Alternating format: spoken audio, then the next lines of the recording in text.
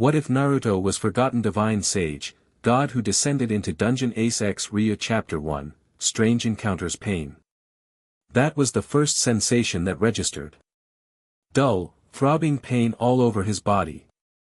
The second was confusion. Complete and utter confusion. His eyes snapped open to darkness, the air damp and heavy with the smell of blood. Not just his blood, something else too. Something, not human. He sat up slowly, head spinning as he tried to make sense of his surroundings. Dim crystals embedded in the cavern walls cast an eerie blue glow across what looked like a battlefield. Massive, grotesque corpses of creatures he didn't recognize lay scattered around him, dissolving into black particles. "What the hell?" he muttered, his own voice sounding strange to his ears. He looked down at himself, orange and black clothing, torn and bloodied. Blonde hair fell into his eyes. His body felt wrong somehow.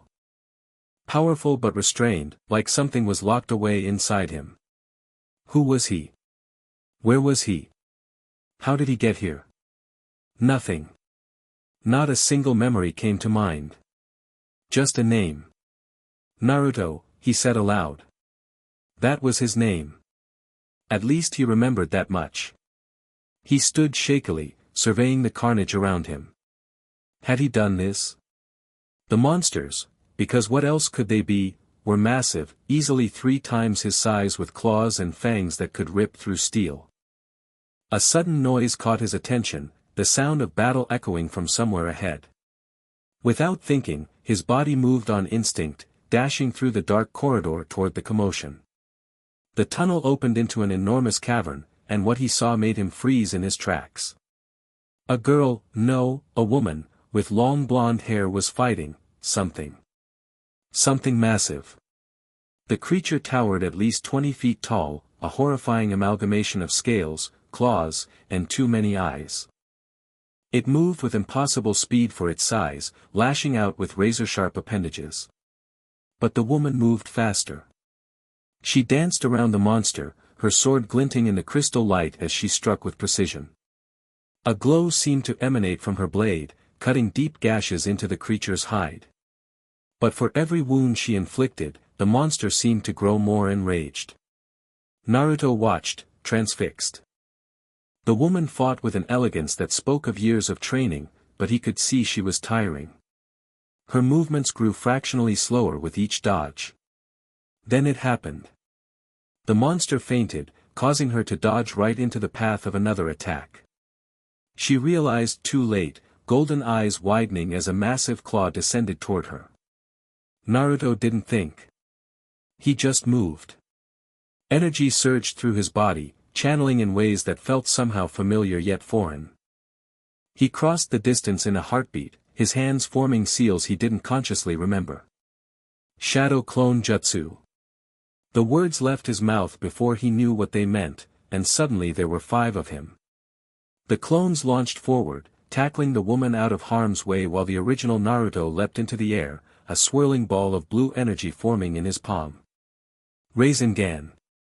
The sphere of concentrated energy slammed into the monster's head, driving it back with explosive force. The creature roared in pain and fury as Naruto landed beside the woman, who stared at him with a mixture of shock and suspicion. "Who are you?" she demanded, sword still ready. "What familia are you from?" "Familia?" Naruto blinked in confusion. "I don't, look out." He pushed her aside as the monster recovered, swiping at them both. They separated, dodging in opposite directions. "We can talk later," Naruto called. "That thing isn't going down easy." The woman gave him a curt nod, seemingly deciding to accept his help for now. "I'm Ace Wallenstein." "That's a mutated Goliath. They don't appear on this floor, something's wrong with the dungeon." Dungeon. The word triggered something in Naruto's mind, a flash of memory. A different place, dark corridors, the feeling of being trapped. Then it was gone. The Goliath roared, interrupting his thoughts. It charged at them, moving faster than before. "I'll distract it," Ace called. "Can you hit it with that technique again?" Yeah, but I need a bigger opening. Naruto replied, creating more shadow clones that spread out around the monster. Ace nodded and launched herself at the creature, her sword glowing with a wind-like aura. Tempest, she shouted, and her speed doubled, becoming almost impossible to track with the naked eye. Naruto felt a strange sense of familiarity watching her move. The way she channeled energy, it was different from his own techniques, but the principle felt similar. His clones attacked from all sides, throwing kunai that he'd somehow produced from pouches at his thigh. Each hit was like a pinprick to the massive beast, but it created the distraction they needed. Ace sliced through one of the monster's arms, causing it to stagger. That was his opening. Naruto jumped high, but this time, something different happened. Energy, not just his normal chakra, but something more primal, flooded through him. His vision sharpened, the world around him slowing down as orange pigmentation formed around his eyes. Sage mode. The knowledge came to him instantly, though he couldn't remember how he learned it. Giant Rasengan. The massive sphere of energy in his hand dwarfed his previous attack. He drove it down into the Goliath's head with such force that the ground beneath them cracked. The monster didn't just fall, it was obliterated, its body disintegrating into black particles. Naruto landed lightly, the orange pigmentation fading from his eyes as he turned to face Ace. She was staring at him, sword lowered but not sheathed. "What was that?" she asked. "That's not magic I've ever seen." "Who are you?" Naruto opened his mouth to answer, then closed it again. "I'm Naruto. That's all I know. I woke up here with no memories. Just my name and..." He gestured vaguely. "These abilities." Ace studied him carefully, golden eyes calculating. "You have no status. No God's blessing." "I don't know what that means," Naruto admitted. "I don't know how I got here or what this place is." Before Ace could respond, the ground began to rumble. Cracks appeared in the walls as crystals flickered ominously. "We need to move," Ace said urgently. "The dungeon's shifting. That never happens on this floor." "Which way out?" Naruto asked, instantly alert. "Up. We need to get to the..." A deafening roar cut her off as part of the wall collapsed, revealing another enormous monster. This one resembled a serpent with multiple heads, each bearing razor-sharp teeth dripping with venom. "Hydra," Ace whispered. "That's a floor 50 monster. What's it doing here?" "Floor 50. How many floors are there?" Naruto asked, backing up alongside her. "At least 70 that we've discovered. We're only on 18. Another section of wall collapsed, and a third monster appeared, this one resembling a massive bull with flames erupting from its nostrils. "That's a Minotaur Ignifer," Ace said, her voice tight. "Floor 40. Naruto assessed their situation quickly. "Can we fight them all?" "Not here. Something's wrong with the dungeon. We need to retreat." Naruto nodded, creating more shadow clones. "My clones will distract them." "Which way?" Ace pointed toward a tunnel opposite the monsters. "That leads to the upper floors, but..." The ceiling above the tunnel cracked, threatening to collapse. "We need to move fast," she finished. They ran, Naruto's clones engaging the monsters to buy them time. The tunnel shook violently as they sprinted through it, stones falling from above. "This isn't normal," Ace called as they ran. "The dungeon doesn't behave like this." "Maybe it's not happy I woke up here," Naruto joked, though something about the statement felt uncomfortably true. They emerged into another large chamber just as the tunnel behind them collapsed completely. This room had multiple exits, but before they could choose one, a figure stepped out from the shadows. A woman with short green hair and piercing eyes regarded them cautiously, bow drawn and arrow nocked. She wore light leather armor with a cloak, her stance speaking of years of combat experience. "Ace Wallenstein," she said evenly, though her arrow remained pointed at Naruto. "What's happening?" "The upper floors are in chaos. Ryuu, Ace acknowledged with evident relief. The dungeon's acting strange. Floor bosses appearing where they shouldn't be. Walls collapsing. Ryuu's eyes narrowed as she assessed Naruto. And who is this? I don't recognize him from any familia. He helped me fight a mutated Goliath, Ace explained. Says he has no memories except his name, Naruto. Convenient, Ryuu remarked dryly, not lowering her weapon. Naruto raised his hands placatingly. Look, I get the suspicion, but right now we have bigger problems. Those monsters back there aren't staying put for long, and I'm guessing you both want to get out of here alive. As if to punctuate his statement, a distant roar echoed through the chamber, followed by the sound of crumbling stone. Ryuu hesitated, then lowered her bow. Fine. We can sort this out on the surface. She turned to Ace. I was investigating reports of unusual monster activity when everything started shaking. The path to the upper floors is blocked in several places. We'll need to find another route. Do you know an alternative? Ace asked. There's an emergency passage on this floor used by the guild during emergencies. It's hidden, but I know where it is. Another violent tremor shook the chamber, more intense than before. Cracks spread across the floor beneath them. Show us, Naruto said urgently. Ryuu nodded sharply and took the lead, moving with silent efficiency through one of the tunnels. Ace followed, with Naruto bringing up the rear, constantly glancing back for pursuit. As they moved, Naruto studied his companions. Ace Wallenstein moved with practiced grace, her sword always ready, golden eyes alert for any threat. Despite her youthful appearance, she carried herself like a veteran warrior. Ryuu was different, more guarded, every movement precise and economical. There was a wariness to her that spoke of past wounds not fully healed. So, he said as they navigated through the increasingly unstable tunnels, you two know each other. We've met during expeditions, Ace replied simply. Loki Familia and I occasionally have aligned interests, Ryuu added, her tone giving nothing away. Loki? Familia? Naruto's confusion must have been evident. Ryuu glanced back at him with undisguised suspicion. You truly remember nothing of Ororio or the gods? Gods? Naruto repeated, and suddenly a sharp pain lanced through his head. Gods watching from above. Divine beings playing with mortal lives. His own hand, glowing with power beyond mortal comprehension, sealing away something dark.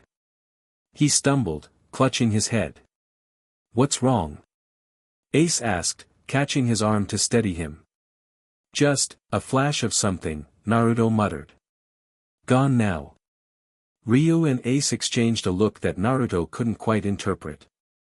Later, Ryuu said firmly. We're almost there. They turned a corner and reached what appeared to be a dead end. Ryuu approached the wall, running her fingers along seemingly random spots until something clicked. A section of the wall slid away, revealing a narrow passage. This leads to a safe room connected to the upper floors, she explained. The guild maintains several emergency routes. Few know about them. How do you, Naruto began. Not now, she cut him off. In. They filed into the passage, the wall sliding shut behind them. Unlike the rough-hewn tunnels of the dungeon, this passage was smooth, with evenly spaced magical lights illuminating the way. We should be safe here, Ryuu said, though her hand remained near her weapon. These passages are reinforced with ancient magic. The dungeon can't reform them. As if to test her claim, another tremor shook the ground, but the passage remained intact. What could cause this? Ace wondered aloud. I've never seen the dungeon behave this way. Neither have I, Ryuu agreed. And I've been exploring it for many years.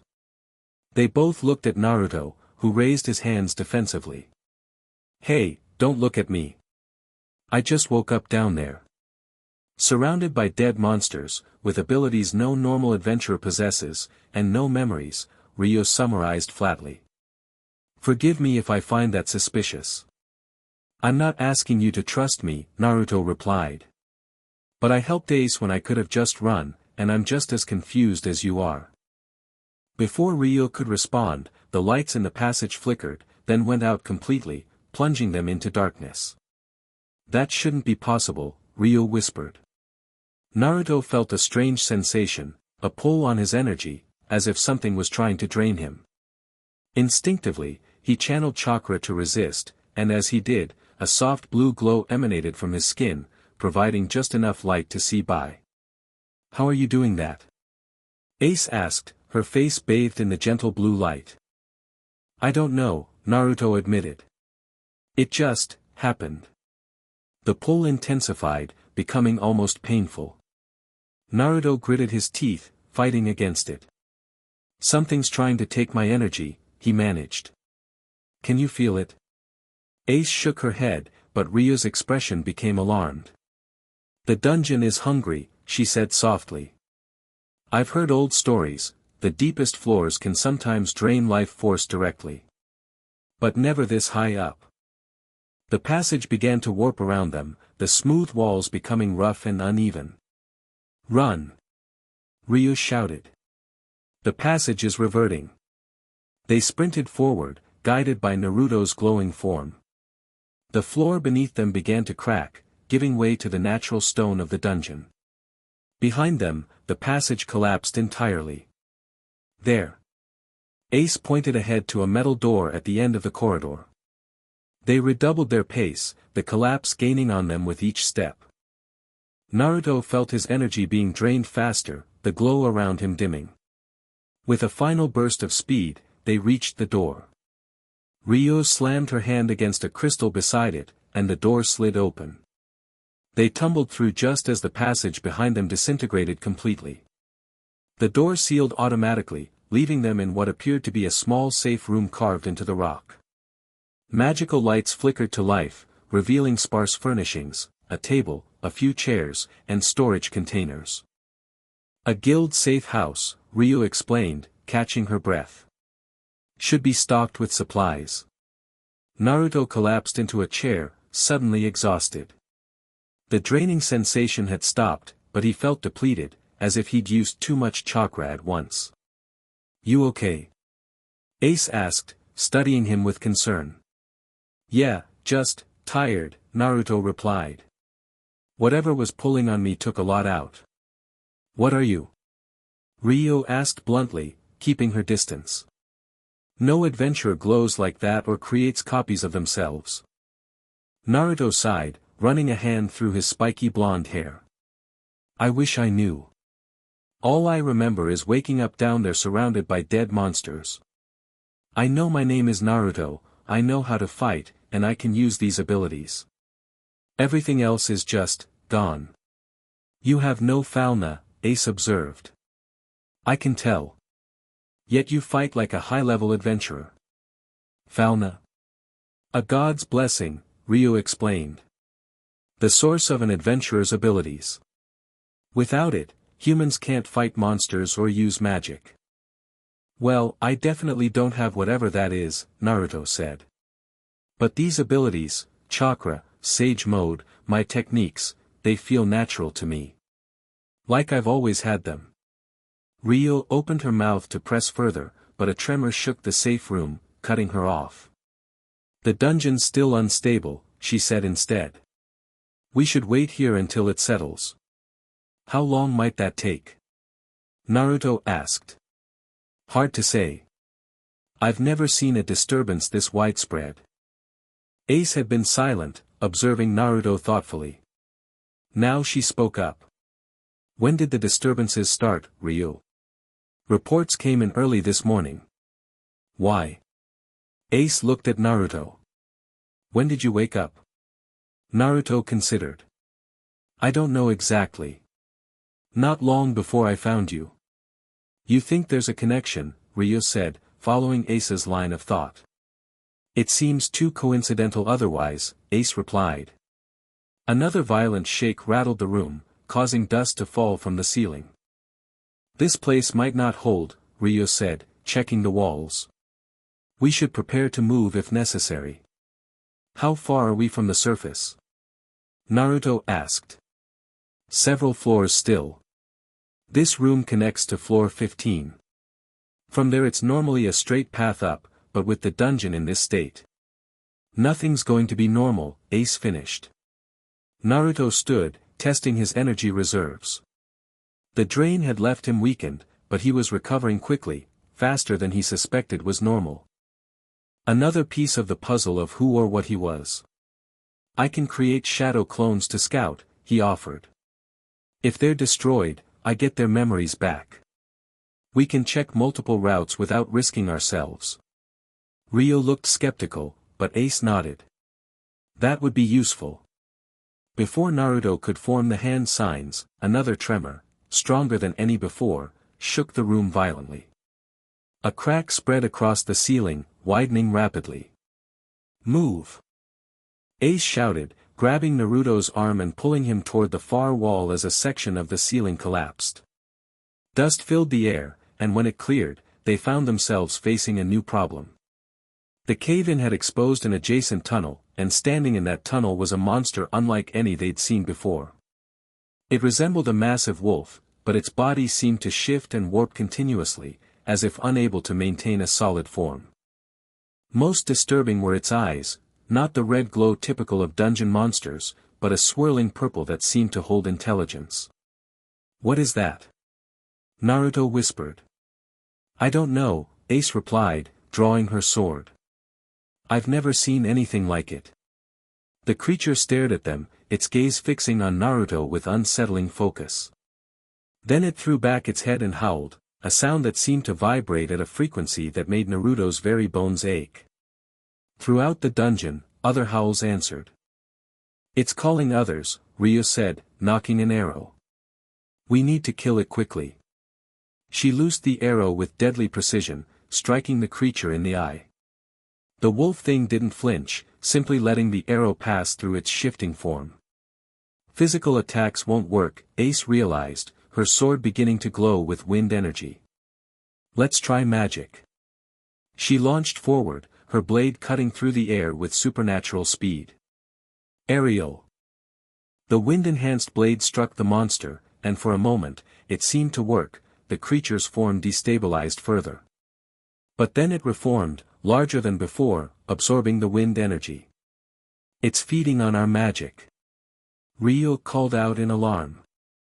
The monster lunged at Ace, its jaws snapping where she had been a moment before. She dodged with inhuman reflexes, but the creature was just as fast, keeping pace with her movements. Naruto felt a strange resonance as he watched the monster, something about its energy signature felt familiar. Not just familiar, but almost like looking in a distorted mirror.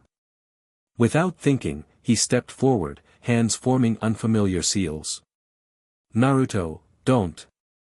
Ace called, but he was already moving. Golden chains erupted from his body, wrapping around the wolf monster and binding it in place. The creature howled, struggling against the bindings, but the chains held firm, glowing with an energy that seemed to counteract the monster's shifting nature. What are those? Ryuu asked, eyes wide. Chakra chains, Naruto replied, the knowledge coming to him instinctively. They can suppress certain types of energy. With the monster restrained, Ace didn't waste the opportunity. She struck again, this time aiming for what appeared to be the creature's core, a swirling mass of purple energy at its center. Her blade pierced the core, and the monster's form collapsed inward, imploding with a sound like air rushing into a vacuum. Unlike normal monsters, it left no remains, not even the usual black particles. The moment it disappeared, the dungeon tremor subsided. That's not normal, Ryuu said, staring at the empty space where the monster had been. Nothing about this is normal, Naruto replied, the golden chains retracting into his body. The use of the technique had triggered another flash of memory, a woman with long red hair, using similar chains to restrain something massive and malevolent. The chains, Ace said, sheathing her sword. That's not magic I've ever seen before. It's not magic, Naruto said, certain somehow. It's a bloodline ability. Something inherited. Another piece of his identity, recovered from the void of his memory. But it raised more questions than it answered. The door on the far side of the safe room slid open, revealing another passage. The system's reset, Ryuu observed. We should be able to make it to the upper floors now. They moved cautiously into the new passage, alert for any further dangers. This corridor was wider, with multiple branches leading off in different directions. Guild pathways, Ryuu explained. They connect all the safe houses. You seem very familiar with them, Naruto noted. Ryuu gave him a measuring look. I have my reasons for knowing the dungeon's secrets. They chose the path that Ryuu indicated would lead upward, moving swiftly but carefully. The tremors had stopped completely, but none of them believed they were out of danger yet. That monster, Ace said as they walked. It seemed to recognize you, Naruto. Yeah, he agreed. And something about it felt connected to me somehow. Perhaps it's related to your lost memories, Ryuu suggested, her tone slightly less suspicious than before. Maybe, Naruto conceded. But that doesn't explain why the dungeon went crazy right when I woke up. No, Ace agreed. It doesn't. They fell silent as they continued their ascent. After about 30 minutes of walking, they reached another safe room, this one larger and better equipped. We're on floor 10 now, Ryuu said. Almost to the upper floors. Naruto was about to respond when a sensation washed over him, a pressure in the air, like the atmosphere before a storm. From the looks on their faces, Ace and Ryuu felt it too. What is that? Ace whispered. Divine energy, Ryuu replied, her expression grave. A lot of it. The pressure intensified, and with it came voices, distant at first, then clearer, as if they were being projected directly into their minds. Something has awakened. The seal is weakening. Find it. Contain it. The balance must be maintained. Naruto clutched his head as the voices triggered a cascade of fragmented images, a council of beings wreathed in light, arguments about balance and intervention, his own voice raised in defiance. Naruto.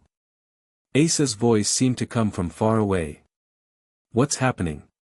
He couldn't answer, lost in the flood of memories that still refused to form a coherent picture.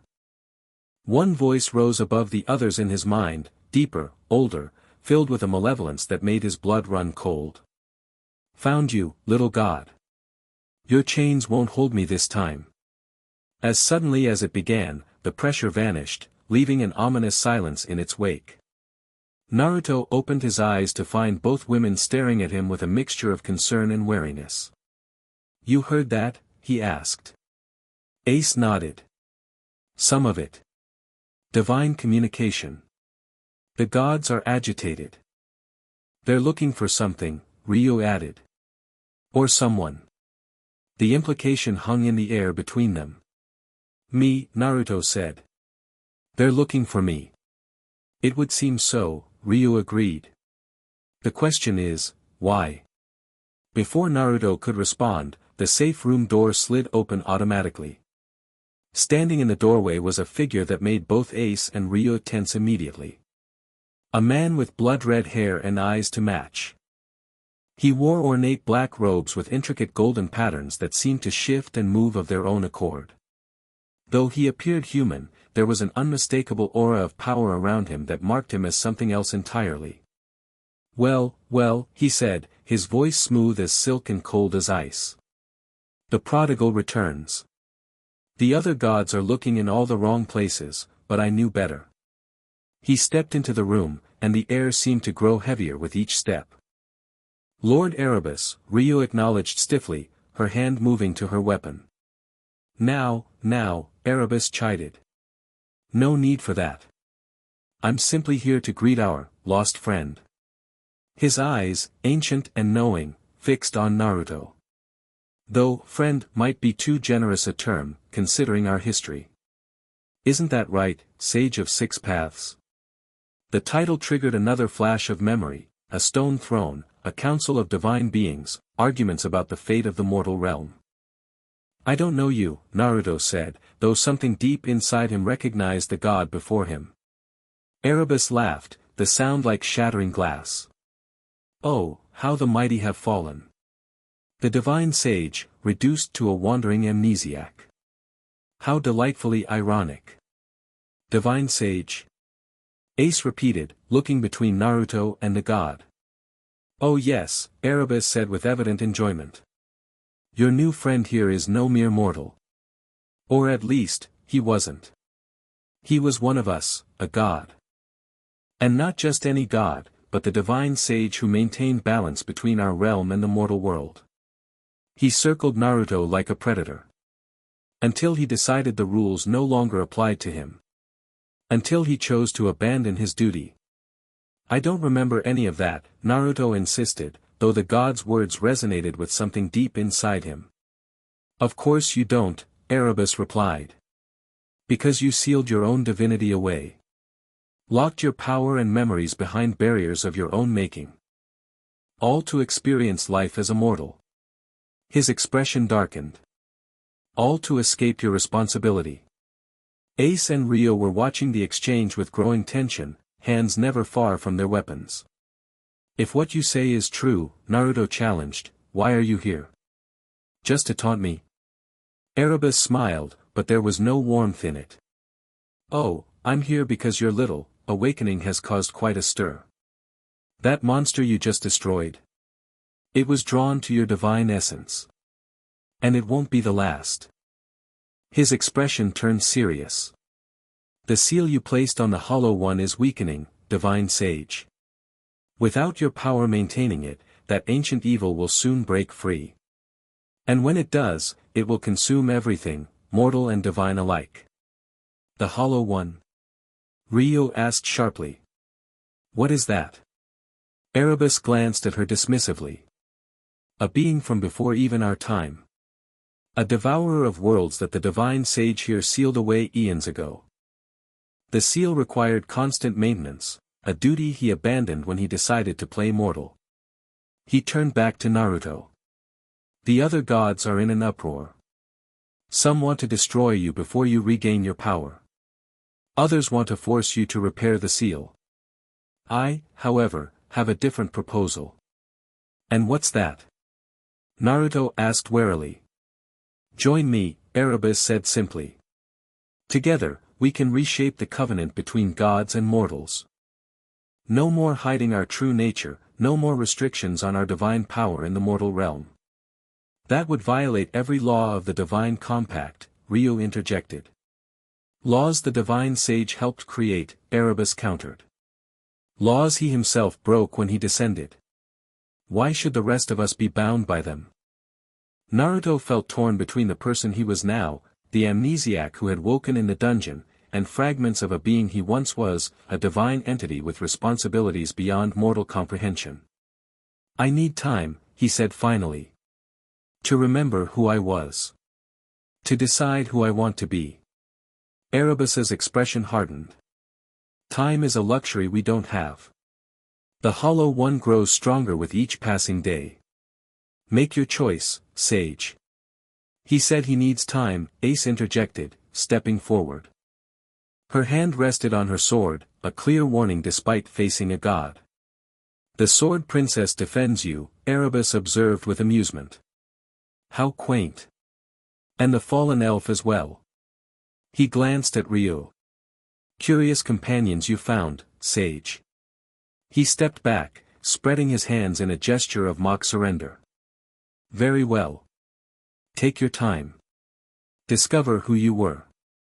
But know this, the moment the Hollow One breaks free, all of Ororio will pay the price.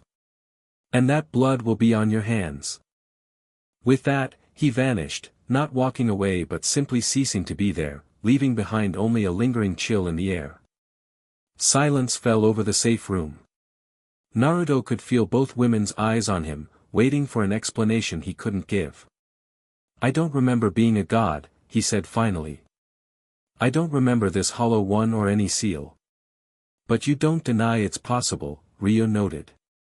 Naruto met her gaze. After what just happened? After what I can do? I'd be lying if I said it wasn't possible. Divine Sage, Ace murmured. I've never heard of such a deity. That's because he wouldn't be in the pantheon that descended to our world, Ryuu explained. If what Erebus said is true, he was one of the gods who remained in the divine realm to maintain order. Until I apparently decided to bail on the job, Naruto added with a grimace. There must have been a reason, Ace said, surprising both of them with her defense. Ryuu studied Naruto with renewed interest. If you truly are a deity who sealed his own power, that would explain your abilities without a fauna. It would explain why the dungeon reacted to your awakening. And why that monster seemed connected to me, Naruto agreed. But it doesn't explain why I would do this to myself. Perhaps that's what you need to discover, Ace suggested. Another tremor shook the room, milder than before, but a reminder that they weren't yet safe. We should continue to the surface, Ryuu said. Whatever the truth is, we won't find it sitting in a safe room in the dungeon. They resumed their journey upward, each lost in their own thoughts. The passage gradually widened, showing signs of more frequent use. Eventually, they emerged into a larger tunnel with smooth walls and regular lighting, the main passage of the upper floors. We're on floor 5, Ryuu informed them. The worst should be behind us. No sooner had she spoken than a roar echoed through the tunnel ahead. Not one roar, but many, overlapping in a cacophony that made the hair on the back of Naruto's neck stand on end. You had to say it, Naruto muttered.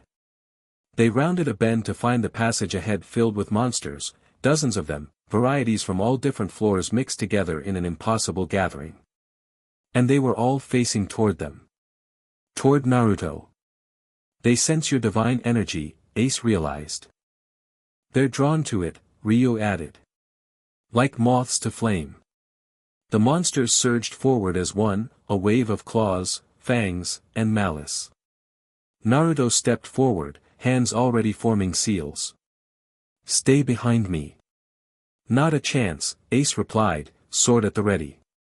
We fight together, Ryuu agreed, arrows knocked. Something warm fluttered in Naruto's chest at their words, these two women he'd just met, standing with him against impossible odds. All right then, he said, a grin spreading across his face as energy surged through him. Let's show these monsters why that's a bad idea. They charged forward together, 3 warriors against a horde of monsters. Ace moved like the wind itself, her sword a blur of motion that cut through the front line of creatures. Ryuu's arrows found vital points with unerring accuracy, dropping monsters before they could even reach the battle. And Naruto, something clicked into place as he fought alongside them. His body moved on instinct, shadow clones multiplying his effectiveness tenfold.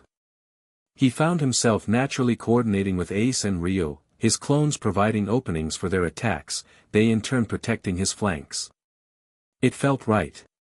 It felt like he had fought alongside them for years, not hours. The monsters kept coming, but they were no match for the trio. What the creatures had in numbers, they lacked in coordination. Naruto, Ace, and Ryuu moved as a single unit, covering each other's vulnerabilities, maximizing their strengths. As the battle raged, Naruto felt something stirring inside him, a power greater than what he had accessed before. It rose like a tide, filling him with energy that threatened to overflow. Release it, a voice whispered in his mind. Embrace your divinity. For a moment, he was tempted. The power called to him, promising an easy victory, an end to the threat. But something held him back. If he was indeed a god who had chosen to seal his power away, there must have been a reason. Unleashing that power now, without understanding why he had contained it in the first place, felt wrong. Instead, he channeled the energy into his existing techniques, enhancing them to new levels. Multi-shadow clone jutsu. Hundreds of clones appeared, filling the tunnel with identical copies of himself. They surged forward, overwhelming the monsters through sheer numbers. Ace and Ryuu paused in momentary shock at the display before capitalizing on the advantage. With the monsters distracted by the clone army, they carved through the creatures with ruthless efficiency. The tide turned decisively. What had begun as a desperate stand became a rout as the monsters broke ranks, some attempting to flee only to be cut down from behind. As the last monster fell, Naruto dispelled his remaining clones, the sudden influx of their experiences leaving him momentarily disoriented. That was. Ace began, seemingly at a loss for words. Impressive, Ryuu finished, giving Naruto an appraising look. Even for a deity. Naruto rubbed the back of his neck, uncomfortable with the praise. It just felt natural. They continued through the tunnel, stepping carefully over dissolving monster corpses. The path ahead was clear now, and they made good progress toward the surface. If what Erebus said is true, Ryuu said as they walked, about this hollow one breaking free, what do you intend to do? I don't know, Naruto admitted. I need to remember more. Understand why I sealed my power in the first place. The gods will be looking for you, Ace pointed out. Not all of them will be as diplomatic as Erebus. Diplomatic isn't the word I'd use, Naruto muttered. Erebus is one of the more powerful deities in Ororio, Ryuu explained. He leads a faction of gods who chafe against the restrictions of the divine compact. If he wants to ally with you, it's because he sees an opportunity to advance his own agenda. You seem to know a lot about the gods and their politics, Naruto observed. Ryuu's expression closed off slightly. I've had reason to learn. They lapsed into silence again as they approached the final stretch to the surface. The tunnel widened further, opening into a massive cavern that served as the entrance to the dungeon. Ahead, a grand staircase led up to enormous doors, the exit to Ororio itself. As they reached the base of the stairs, Naruto paused, a strange reluctance coming over him. What's wrong? Ace asked, noticing his hesitation. I don't know, he replied honestly. Just a feeling. Like crossing that threshold is going to change everything. It will, Ryuu said simply. Once you step into Ororio, there's no hiding what you are. The gods will sense you, just as Erebus did. And the Hollow One? Naruto asked. If it's real, if the seal really is breaking. Then you'll need to make a choice, Ace said. About who you want to be. God or mortal? Divine sage or Naruto? He looked at her, struck by the simplicity and truth of her words. You make it sound so straightforward. It is, she replied with the directness he was coming to associate with her. Complicated situations. Simple choices. Naruto took a deep breath, then nodded. All right. Let's do this. Together, they ascended the stairs and pushed open the massive doors. Bright sunlight flooded in, temporarily blinding after the dim light of the dungeon. When Naruto's vision cleared, he found himself looking out over a vast city unlike anything he could remember, though that wasn't saying much, given his amnesia. Towers of varying architectural styles rose into the sky, some impossibly tall and graceful, others squat and functional. The streets below teemed with people of all races, humans, elves, dwarves, animal people he couldn't name. And rising above it all, a massive white tower that seemed to be the center of the city. Welcome to Ororio, Ryuu said, the labyrinth city. Naruto stepped out onto the street, immediately aware of the stares they were attracting. Their battle-worn appearance and emergence from the dungeon would be enough to draw attention, but he sensed it was more than that. Some of the passers-by, the ones with a particular aura about them, were looking at him with expressions ranging from curiosity to alarm. Those are deities, Ryuu murmured, noticing his observation. They can sense something different about you. What now? Naruto asked, feeling strangely exposed under their scrutiny. You need somewhere to stay while you figure things out, Ace said. Somewhere safe from gods who might want to interfere. I know a place, Ryuu offered after a moment's hesitation. The Hostess of Fertility. It's an inn where I work. The proprietress asks few questions, and many adventurers stay there. You would blend in. And you? Naruto asked, turning to Ace. I need to report to my familia, she replied. But I'll find you tomorrow. There are things we should discuss, privately. The way she said it made Naruto curious, but he simply nodded. Thank you. Both of you. For helping me when you had no reason to. You saved my life in the dungeon, Ace pointed out. That's reason enough. And if what Erebus said is true, Ryuu added, then we may all need your help before long.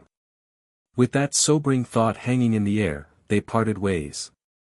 Ace headed toward a large, ornate building in the distance, while Ryuu led Naruto through the bustling streets of Orario.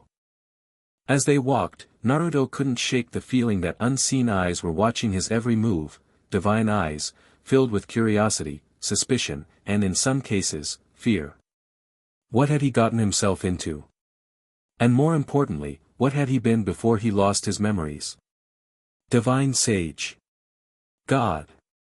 Keeper of the Seal. Titles that meant nothing to him now, yet carried the weight of responsibilities he could barely comprehend. Somewhere in this city, or perhaps deep in the dungeon below, lay answers to who he truly was. And somehow, he knew that finding those answers would either save this world, or tear it apart. Chapter 2, Fragments of Divinity. The hostess of fertility was nothing like Naruto expected. From the outside, it looked like any other tavern, 2 stories of weathered wood and stone with a faded sign swinging above the door. But inside, the place buzzed with a vibrant energy that immediately put him at ease. Yo, Ryuu. Who's the new guy, called a cat person? Naruto had learned they were called cat people, which wasn't exactly creative, from behind a massive bar. A friend who needs lodging, Anya, Ryuu replied, her demeanor subtly shifting. Gone was the guarded warrior from the dungeon, replaced by someone more normal. Still reserved, but less battle-ready. Huh, a friend? Anya's ears twitched with interest. That's new. Is Mia in? Ryuu asked, ignoring the comment. Kitchen. Good luck. Anya grinned, showing sharp canines. Ryuu led Naruto through the crowded main room. Adventurers of all types packed the tables, sharing stories over mugs of ale and plates piled high with food. The noise, the smells, the laughter, it all felt strangely comforting to Naruto, like something he'd experienced before. A towering woman emerged from the kitchen, arms like tree trunks crossed over her chest. Her expression was stern, but her eyes missed nothing, taking in Naruto's battle-worn appearance with a single glance. Another stray, Ryuu? She asked, voice gruff. He needs a room, Mia. And discretion. Mia Grand, owner of the hostess of fertility, studied Naruto for another long moment. Trouble? Not the kind you're thinking, Ryuu assured her. There's many kinds of trouble, Mia countered. And this one, she nodded toward Naruto, has an interesting smell about him. Smell? Naruto repeated, confused. Mia tapped her nose. Dwarf senses. You smell like thunder before a storm. She shrugged. But Ryuu vouches for you, so you're in. Rooms 5 valis a night. Food's extra. I don't have any money, Naruto admitted. I'll cover it until he gets established, Ryuu said, surprising him. Mia raised an eyebrow but nodded. 3rd floor, end of the hall. Try not to break anything. And that was that.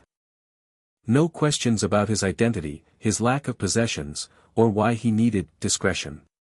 Naruto decided he liked Mia Grand. Ryuu showed him to the room, small but clean, with a bed, table, and window overlooking a side street.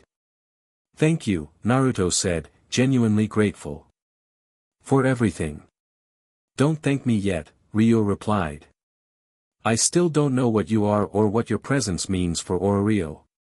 That makes 2 of us, Naruto said with a wry smile. Get some rest. I start work in an hour. We'll talk more tonight. She paused at the door. And Naruto? Try not to draw attention to yourself. The gods have ways of finding what interests them. After she left, Naruto sat on the edge of the bed, processing everything that had happened. In less than a day, he'd awakened in a dungeon, discovered he had abilities no normal person should have, learned he might be a former god, and made enemies of possibly several divine beings. Not bad for someone with amnesia. He lay back, intending to rest for just a moment, but exhaustion claimed him instantly. Dreams came. Not ordinary dreams, but fragments of memories swirling like leaves in a whirlwind, too fast to grasp, too numerous to track. A village hidden among leaves. A fox with 9 tails. A war that shattered mountains. Ascending beyond mortality. A council of divine beings arguing about intervention. The creature called the Hollow One, consuming world after world. And through it all, a sense of profound loneliness. The isolation of godhood. Naruto jolted awake to knocking at his door. Disoriented, he called out, "Come in." Ryuu entered, now dressed in a maid uniform that looked completely at odds with the deadly warrior he'd fought alongside. If the situation weren't so serious, he might have laughed. "You've been asleep for 6 hours, she informed him. 6 hours? Naruto rubbed his eyes. Didn't mean to sleep that long. Your body needed recovery. Divine or not, you expended significant energy in the dungeon. She placed a bundle on the table. Clean clothes. They may not fit perfectly, but they're better than what you're wearing. Naruto glanced down at his tattered orange and black outfit, caked with blood and dungeon grime. Thanks. Ace Wallenstein is downstairs, Ryuu added. She's brought someone with her. Who? Reverio Joe's Alf. High Elf and second in command of Loki Familia. She's very perceptive about magical energies. Naruto sensed the warning in Ryu's tone. You think she'll be able to tell what I am? If anyone in Ororio can sense your true nature without being a deity themselves, it's Reveria. Naruto nodded, processing this. Is that bad? It depends on what she senses, Ryuu said simply. Change quickly. I'll tell them you'll be down soon. After she left, Naruto changed into the provided clothes, simple brown trousers, a white shirt, and a blue vest. Nothing fancy, but clean and whole, which was an improvement. He caught his reflection in a small mirror hanging on the wall, spiky blonde hair, bright blue eyes, and strange whisker-like markings on his cheeks that he hadn't noticed before. Was this face truly his? Or just the mortal shell he'd chosen to inhabit? Another question without an answer. Downstairs, the tavern had grown even more crowded as evening set in.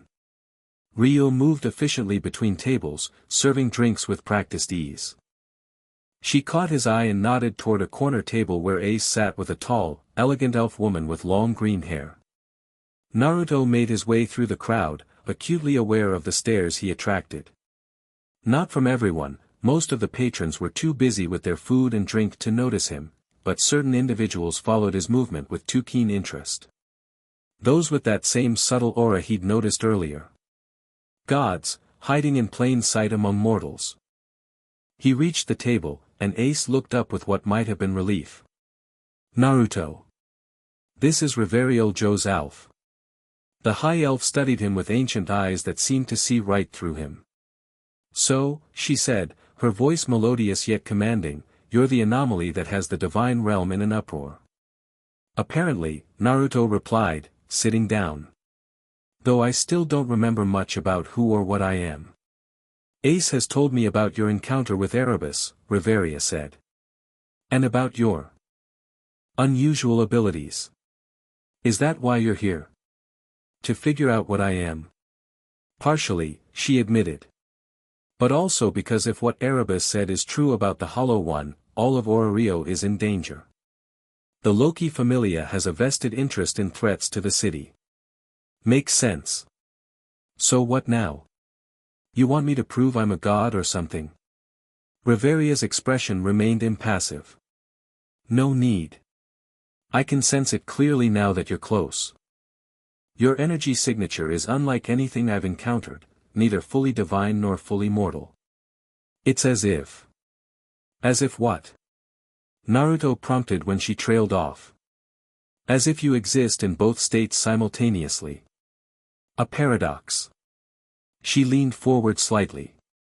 May I? She extended her hand, palm up, clearly asking permission for something. What are you going to do? Simply read your magical signature more clearly. It won't hurt. Naruto glanced at Ace, who gave a small nod. He placed his hand in Riveria's. The moment their skin touched, a jolt of energy passed between them. Riveria's eyes widened, and for a brief moment, they glowed with an inner light. She pulled back quickly, looking genuinely startled, an expression that seemed rare for her. By the ancient woods, she whispered. You're not just any deity. What did you see? Ace asked, leaning forward. Riveria composed herself with visible effort. Energy unlike any I've encountered in my long life. Power that could rival, perhaps even exceed, the combined might of all the gods currently in Orario. Naruto swallowed hard. That's not possible. I can barely make shadow clones without getting tired. Because you're contained, Riveria explained. Your power is sealed behind layers of barriers of your own making, if Erebus spoke truthfully. But those barriers are weakening. Cracking. Every time you use your abilities, every time you remember something of your past, the cracks spread wider. And when they break completely? Naruto asked, though he suspected he knew the answer. Then the divine sage returns in full, Riveria said solemnly. And the divine compact that governs the relationship between gods and mortals will be fundamentally challenged. A server approached their table, not Ryuu but another of the waitresses. Can I get you anything? Just water, Naruto said automatically. The woman nodded and left, apparently not noticing the tension at the table. The compact, Naruto repeated once she was gone. That's the second time I've heard that term. What exactly is it? The agreement that all gods adhere to when descending to the mortal realm, Riveria explained. They agree to limit their divine powers, to interact with mortals only through the blessing of fauna, to participate in mortal society rather than rule over it. And I was, what? The enforcer of this compact? The divine sage is a figure of legend even among elves, Riveria said. The keeper of balance between realms, the judge of divine conduct. If you truly are that being, then your presence here, not as a deity who has properly descended, but as something between mortal and god, violates the very compact you once upheld. The waitress returned with water, and they fell silent until she left again. So I'm breaking rules I apparently created, Naruto summarized. No wonder the gods are freaking out. Some are, Ace confirmed. Others are curious. A few seem afraid. Like Erebus? Erebus isn't afraid, Riveria corrected. He's opportunistic. He leads the faction of gods who find the compact too restrictive. Your presence represents a potential ally in his quest to rewrite the rules. And Loki? What does your goddess think? Naruto asked. Riveria and Ace exchanged a glance. Loki doesn't know yet, Ace admitted. Not the full story. I told her about the dungeon disturbances, but not about you specifically. Why not? Because I wanted to understand the situation better first, Ace replied simply. Naruto appreciated her directness. And now? Do you understand it better? No, she said with the ghost of a smile. But I know enough to believe helping you is the right choice. Something warm bloomed in Naruto's chest at her words, a feeling that transcended divine or mortal concerns. Simple human connection. So what's next? He asked, looking between them. You need to recover more of your memories, Riveria said. Understand why you sealed your power and came here.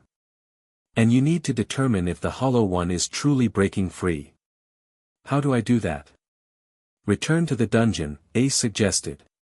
The disturbances there seem connected to both you and this Hollow One. Perhaps going deeper will trigger more memories. But not alone, Riveria cautioned. You're vulnerable in your current state. If other gods realize what you are, some may try to destroy you before your power fully returns. Ace and I can accompany him, came Ryuu's voice as she approached their table, apparently on break from her serving duties.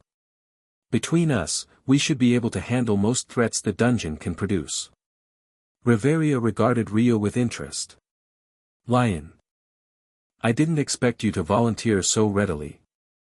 I have my reasons, Ryuu replied enigmatically. We leave tomorrow morning, Ace decided, looking to Naruto. Early, before the guild gets too busy. The fewer people who know about this expedition, the better. I'll inform Finn that you're on a special assignment, Reveria said to Ace. He won't question it further. They were interrupted by a commotion at the tavern entrance.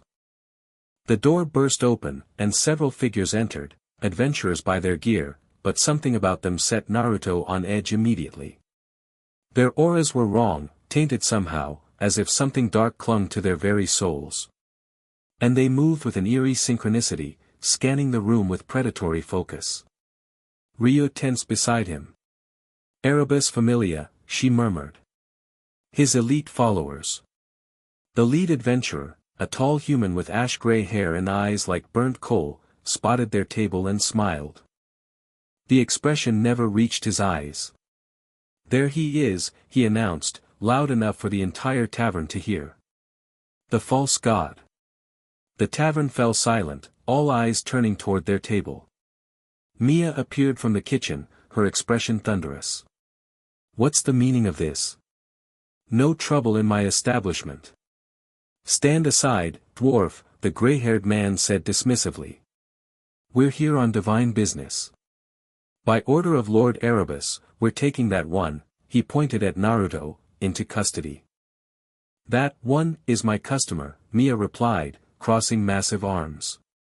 And nobody gives orders in my tavern except me. This is beyond your concern, the man insisted. That being is a threat to the divine order. He must be contained before what? Naruto stood slowly, drawing all eyes to him. Something inside him rebelled at letting others fight his battles. Before I remember who I am. Before I can ask why Erebus is so interested in me. The gray-haired man's eyes narrowed. Lord Erebus extended his hand in friendship. You rejected it. I asked for time to understand what's happening, Naruto corrected. That's not rejection. It's common sense. Time is a luxury the divine realm cannot afford, the man replied. The disturbances grow worse. The Hollow One stirs. Lord Erebus requires your answer now.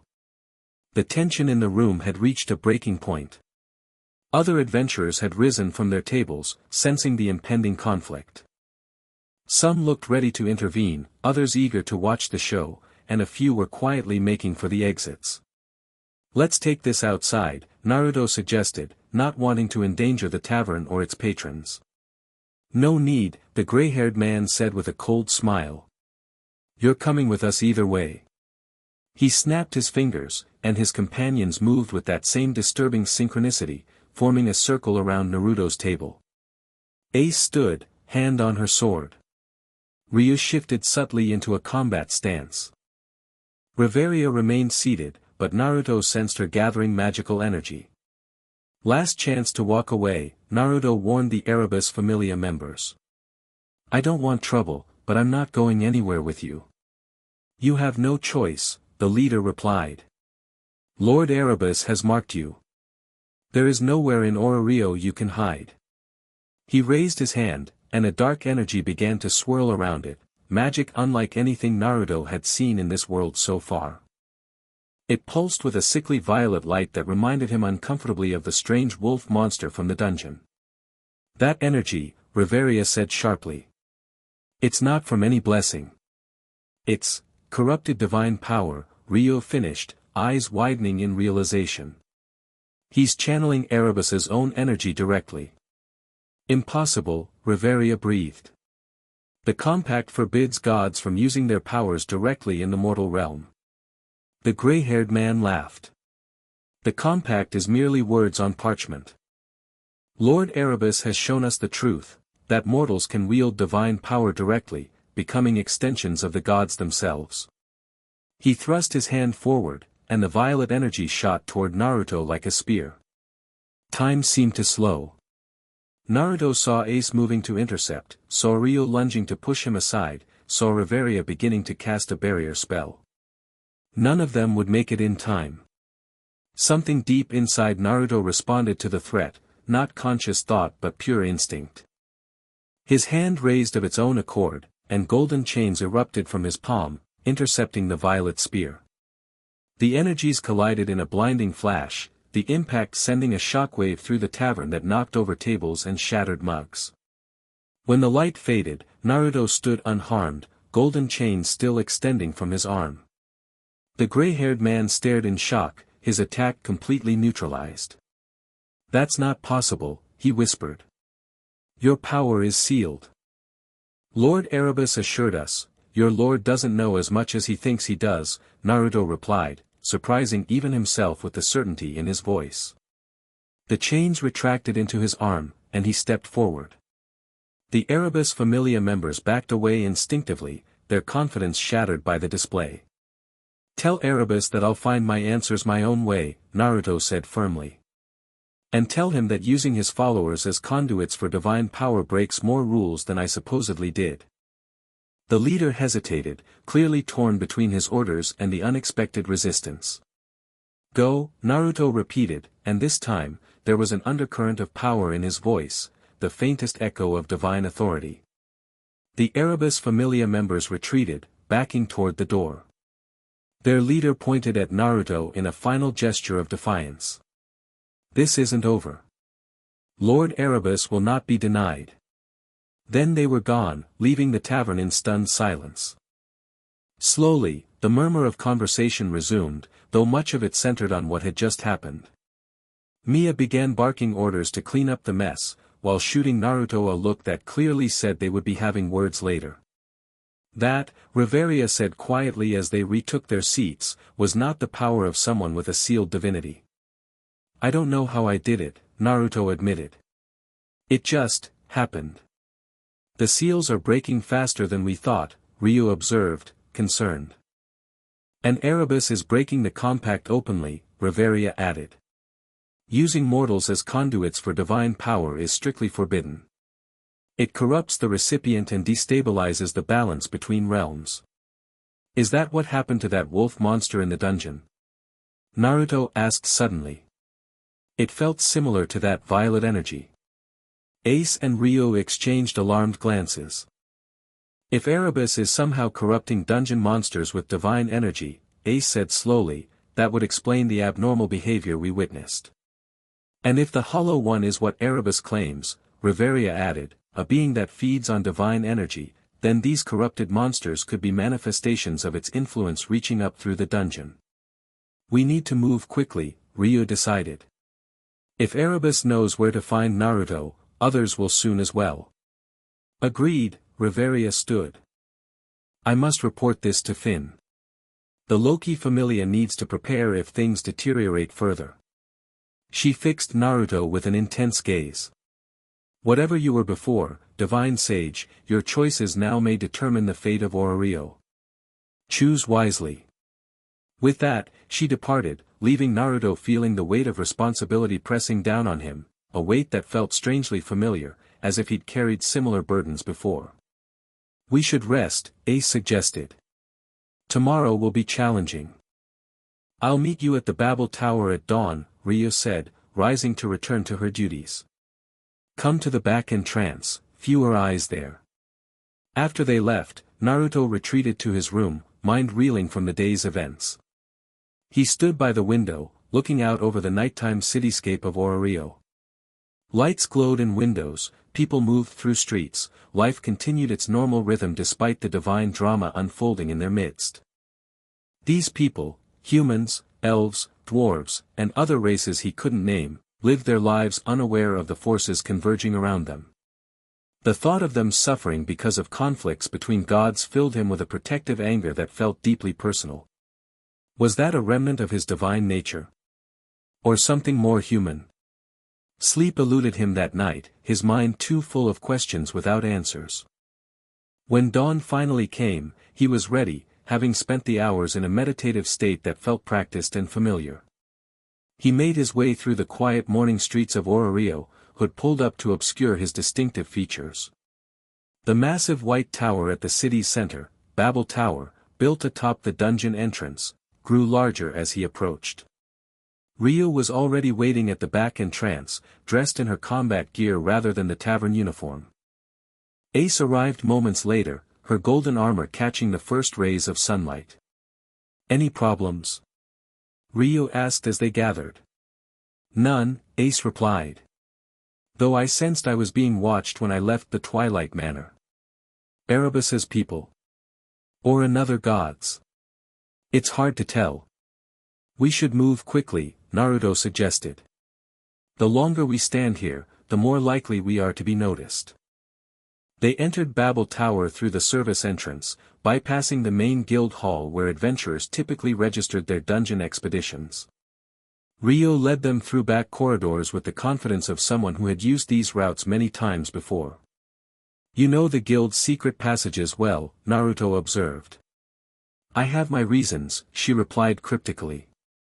They emerged near one of the secondary dungeon entrances, less grand than the main doors but equally functional. A sleepy-looking guild official barely glanced at them as Ace presented what appeared to be a special permission slip. "Loki familia business?" the official asked with a yawn. "Yes," Ace confirmed. "Priority expedition." The official stamped the paper without further questions. "Return by nightfall or we'll assume you're lost." Once they were past the checkpoint and descending into the dungeon, Naruto asked, "Was that legitimate?" "Technically," Ace replied. "Reveria arranged it. We're investigating the dungeon disturbances officially, just not mentioning the specifics." The upper floors of the dungeon were largely empty this early in the morning, allowing them to make quick progress downward. Unlike Naruto's first experience in the dungeon, these levels were well lit with crystal formations and showed signs of frequent use, cleared paths, marker stones, even the occasional rest area. "How deep are we going?" Naruto asked as they dispatched a group of goblin-like creatures with ease. "As far as we need to," Ace replied. "Until we find answers. Or until we find trouble," Ryuu added pragmatically.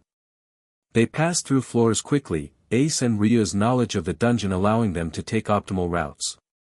Naruto found himself impressed with their efficiency and skill. These were warriors who had honed their abilities through countless battles. By mid-morning, they had reached floor 18, where Naruto had first awakened. "This area feels different," he said as they entered the floor. The air seemed heavier somehow, charged with a strange energy that made his skin tingle. "The disturbances were strongest here," Ace confirmed. "This is where we encountered the mutated Goliath." Naruto closed his eyes, trying to sense the source of the strange energy. "Something's pulling me that way." He pointed down a corridor they hadn't planned to take. Ryuu and Ace exchanged glances. "That leads deeper into the floor," Ryuu said. "Away from the main path." "I need to see what's there," Naruto insisted. "It feels important." After a moment's hesitation, they followed him down the corridor. The passage grew narrower as they progressed, the crystal lights dimming until they were forced to use a magic stone lamp that Ryuu produced from her pack. "This section isn't on any guild map," she commented as they walked. "Look at the walls," Ace said suddenly, pointing to strange markings etched into the stone. Naruto ran his fingers over the engravings. They were intricate symbols unlike any writing system he could remember, yet somehow familiar. As his fingers traced the patterns, images flashed through his mind, sitting at a stone table, carefully inscribing these very symbols, weaving power into them with each stroke. "I made these," he whispered in realization. "These are sealing runes." "Sealing what?"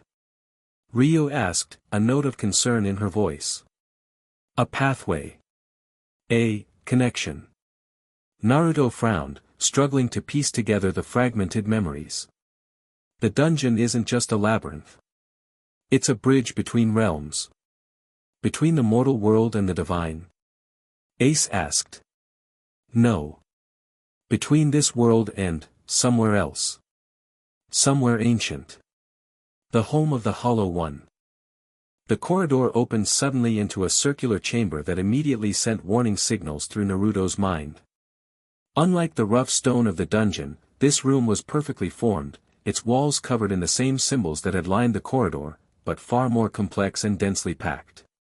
At the center of the chamber stood a pillar of black stone, its surface rippling like water despite being clearly solid. The air around it distorted, as if reality itself bent in its presence. What is that? Ryuu whispered, instinctively reaching for her weapon. A fragment, Naruto replied, the knowledge coming to him as he spoke. A piece of the Hollow One that broke off when I sealed it. I contained it here, using the dungeon's natural energy to reinforce the prison. He approached the pillar cautiously. As he drew closer, the rippling surface of the stone reacted, the distortions becoming more pronounced. For a brief moment, Naruto thought he saw a face form in the undulating surface, a face of utter malevolence that triggered a cascade of memories. A being vast beyond comprehension, consuming worlds. Civilizations falling before its hunger. Gods fleeing in terror. Standing alone against the devourer. Chains of golden light binding the monstrous entity. The sacrifice required to maintain the seal. Naruto staggered back, overwhelmed by the memories. Ace caught him before he could fall, concern evident in her golden eyes. What did you see? She asked. The Hollow One, Naruto managed, his voice hoarse. It's real. I sealed it away, but the seal required maintenance. Divine energy constantly reinforcing it. Energy you stopped providing when you sealed your own divinity, Ryuu concluded. Yes. Naruto straightened, looking at the black pillar with new understanding. This fragment was meant to warn me if the main seal ever weakened. Its presence here, in this form, means the primary seal is failing. Can you repair it? Ace asked. Not as I am now, Naruto admitted. I'd need my full power, and even then. He trailed off as the pillar suddenly pulsed with dark energy. The rippling surface became more agitated, and the face appeared again, clearer this time, its features twisted in rage and hunger. We're not alone, Ryuu warned, drawing her bow. Footsteps echoed in the corridor behind them. Multiple sets, moving with that same unnatural synchronicity they'd witnessed in the Erebus Familia members at the tavern. Trap, Ace said simply, drawing her sword. They followed us. The gray-haired man from the previous night appeared in the chamber entrance, flanked by 6 other adventurers. All bore the same tainted aura, their eyes glowing with the same violet light that had powered the attack in the tavern. The divine sage returns to his handiwork, the man said, his voice resonating strangely, as if someone else spoke through him. How predictable. Erebus, Naruto recognized, understanding that the god was speaking through his follower. What have you done to these people? Merely shown them the truth of divine potential, the possessed man replied. Mortals were never meant to be separate from gods, they were meant to be vessels, extensions of divine will. That violates everything the compact stands for, Ryuu said, disgust evident in her voice. A compact created by gods who feared true unity, Erebus replied through his puppet. The divine sage among them, ironically. Yet here you stand, having broken your own rules by descending improperly. What do you want, Erebus? Naruto demanded, positioning himself between the Erebus Familia and the Black Pillar. The same thing I offered before, alliance. Together, we can rewrite the compact. Create a new relationship between gods and mortals. By turning people into puppets? No thanks.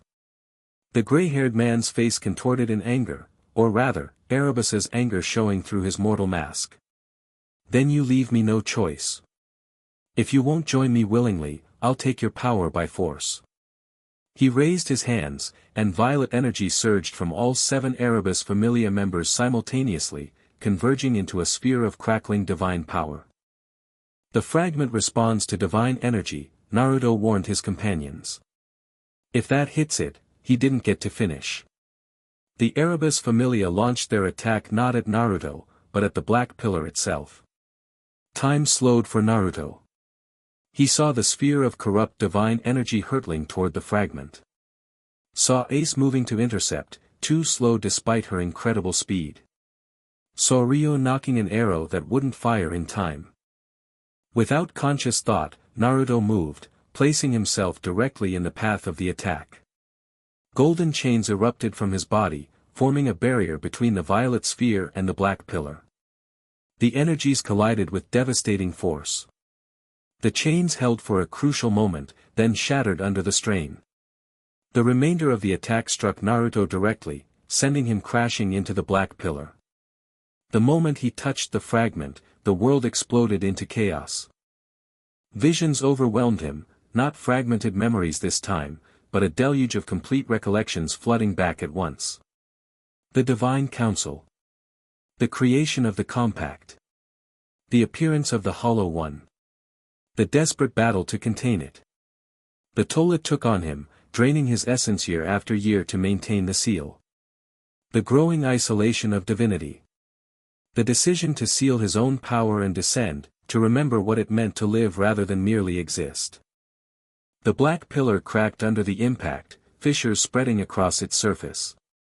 Dark energy poured from the breaks, swirling around Naruto's body, seemingly drawn to him. Naruto! Ace called out, fighting her way toward him through the maelstrom of energy. The Erebus Familia members attacked again, but Ryuu intercepted them, her arrows finding vulnerable points with unerring accuracy. Two fell immediately, but the others pressed forward, the violet energy around them intensifying. Lord Erebus, the fragment is breaking, the gray-haired leader shouted. It's merging with him. Let it. Erebus's voice commanded through his follower. When it destroys his mortal shell, I will claim his divine essence. Naruto could barely hear them over the roar of power surrounding him. The dark energy from the fragment was being absorbed into his body, burning like ice in his veins. But with each painful surge came greater clarity, memories, knowledge, purpose. The fragment wasn't just a warning system. It was a key. A key to his sealed divinity. Ace reached him, fighting against the whirlwind of energy to grasp his arm. Naruto! You have to fight it. Her touch anchored him, providing focus amidst the chaos of returning divinity. He looked into her golden eyes and saw concern, determination, and something deeper that resonated with his still human heart. I remember, he told her, his voice carrying despite the maelstrom. I know why I came here. Why I sealed my power. The violet energy from the Erebus Familia surged again, striking the fragmenting pillar. Dark cracks spread further, the pillar on the verge of complete collapse. Ryuu appeared at Naruto's other side, blood streaming from a wound on her shoulder but her eyes fierce with determination. Whatever you're going to do it now. I can't hold them much longer. Naruto nodded, understanding what needed to happen. He placed one hand on the crumbling pillar and the other on his own chest, directly over his heart. The seal transfers, he said, knowledge flowing from his returning memories. From stone to flesh. What does that mean? Ace demanded, still holding onto him despite the intensifying energy storm. It means I take the fragment into myself. Contain it. Use it to restore what I once was. Will it hurt you? The question was simple, direct, typical Ace. Yes, Naruto admitted. But it's necessary. Before either woman could respond, the Erebus Familia launched a final, desperate attack. The combined violet energy of the remaining 5 members formed a spear of corrupt divine power aimed directly at Naruto's heart. Ryuu saw it coming first. Without hesitation, she threw herself into its path. The spear struck her square in the chest, lifting her off her feet and throwing her across the chamber. She hit the wall with a sickening impact and crumpled to the floor, unmoving. Ryuu. Naruto's shout contained the first hint of divine power, shaking the very foundations of the chamber. Something broke inside him, not just anger at seeing his friend struck down, but a fundamental shift in his being. The careful balance between human and divine that he'd maintained even unconsciously tipped decisively. Golden light erupted from his body, no longer chains but pure divine essence. It filled the chamber, blinding in its intensity. The Erebus Familia members screamed as the light touched them, the corrupt divine energy being purged from their bodies in painful bursts. The black pillar shattered completely, the fragment's energy surging into Naruto. But instead of corrupting him as Erebus had hoped, it catalyzed the transformation, the key turning in the lock of his sealed divinity. Ace shielded her eyes against the brilliance but refused to let go of his arm, grounding him even as his humanity threatened to be overwhelmed by returning divinity. When the light finally faded, Naruto stood transformed. His appearance was largely the same, but an aura of unmistakable power surrounded him, golden energy that rippled like flames across his skin. 6 black spheres orbited slowly behind him, and patterns of glowing symbols covered his exposed skin. The Erebus Familia members lay unconscious, the corrupt energy purged from their systems. The gray-haired leader alone remained awake, though barely, staring at Naruto with a mixture of awe and terror. "Tell your master," Naruto said, his voice resonating with power, "that the divine sage remembers his purpose." The man nodded weakly before losing consciousness. Naruto turned immediately to where Ryuu had fallen. Ace was already there, cradling the elf's head in her lap, applying pressure to the wound in her chest. "She's alive," Ace reported, but fading quickly. Naruto knelt beside them, the divine aura around him dimming slightly as he focused. He placed his hand over Ryuu's wound, golden energy flowing from his palm into her body. "I can stabilize her, but she needs proper healing," he said. "We need to get her to the surface. Can you teleport?" Ace asked, clearly remembering tales of divine abilities. "Not while in the dungeon," Naruto replied. "Its nature prevents such travel. We'll have to move quickly." He lifted Ryuu carefully, her body seeming small and fragile in his arms. The black spheres orbiting behind him pulsed with energy, responding to his emotions. "What happened to you?" Ace asked as they hurried from the chamber. "Are you fully divine now?" "Not exactly," Naruto replied, navigating the corridor with newfound certainty. "The fragment unlocked much of my sealed power, but the process isn't complete. I'm still partly bound to my mortal form." "Is that good or bad?" "Both," he said honestly. "Good because it allows me to maintain my human perspective. Bad because I don't have my full strength to face the Hollow One." They moved through the dungeon at incredible speed, Naruto's partially restored divinity allowing him to sense and avoid dangers before they materialized. Monsters that did cross their path fled immediately, instinctively recognizing a power far beyond their comprehension. As they ascended, Naruto explained what he had remembered, his role as divine sage, his battle with the Hollow One, and his decision to seal his own divinity. "I was tired," he admitted as they reached the upper floors. "Thousands of years maintaining the seal, watching over the divine realm, mediating disputes between gods. I lost touch with what it all meant, why existence itself was worth protecting." "So you became human to remember," Ace said, understanding in her voice. "Yes. I sealed most of my power and memories, allowing myself to be born into the mortal realm.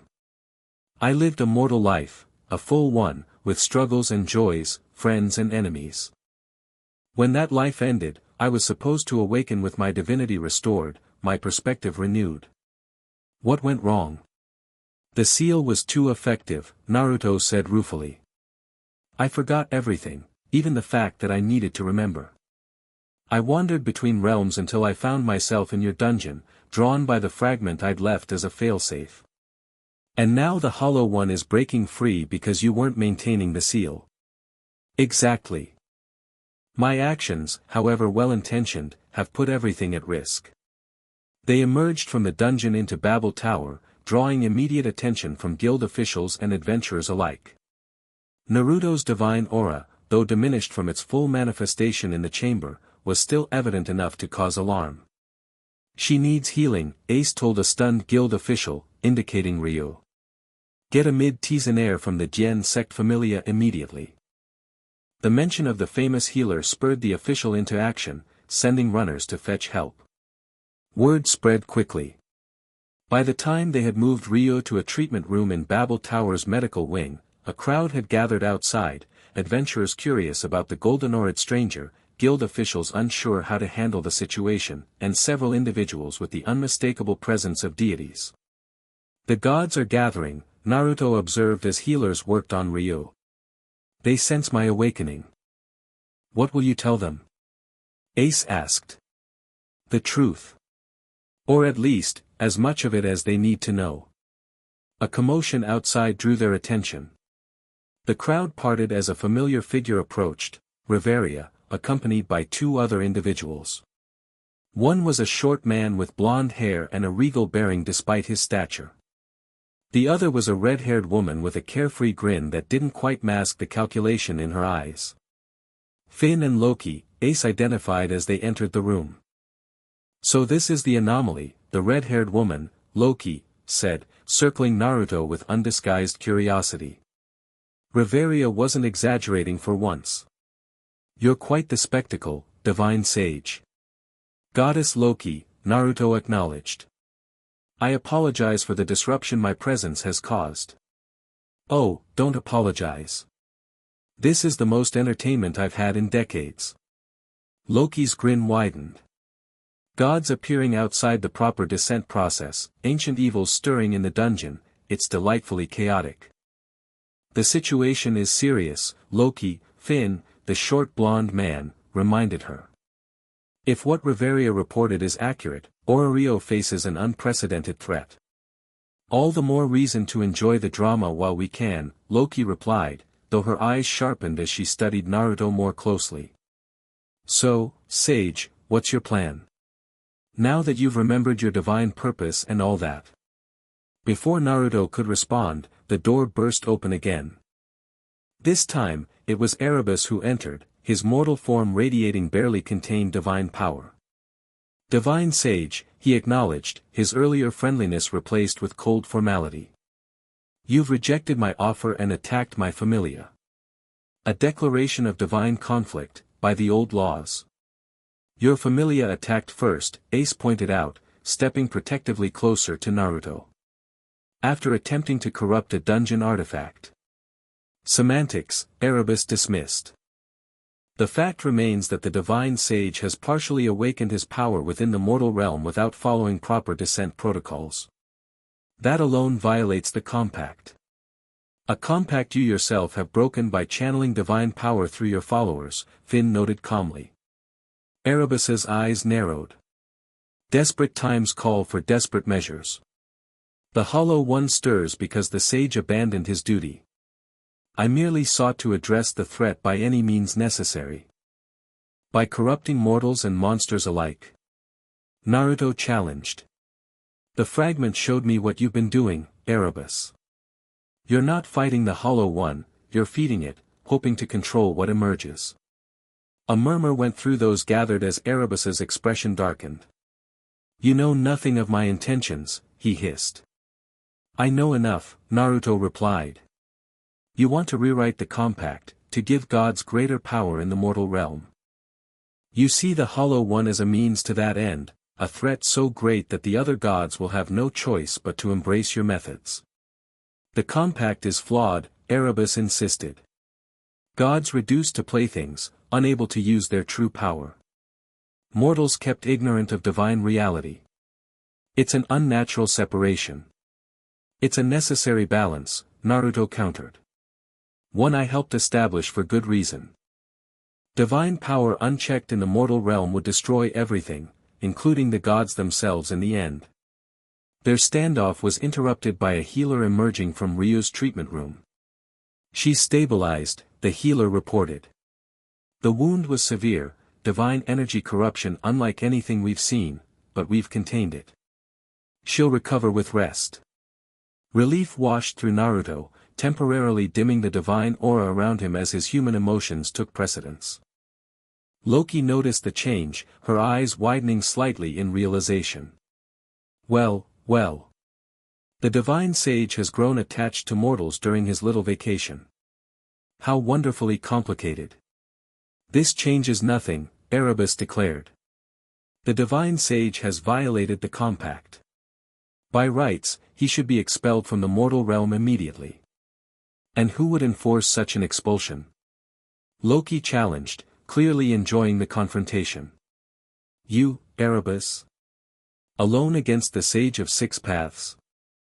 Bold, even for you. Not alone, Erebus replied coldly. Many gods stand with me on this matter. As if on cue, several deities stepped forward from the gathered crowd, each radiating a similar displeasure, though none matched Erebus's open hostility. The divine compact is clear, one stated. Gods may only enter the mortal realm through proper descent, with power sealed and bound by the covenant. The divine sage circumvented these protocols, another added. His presence threatens the established order.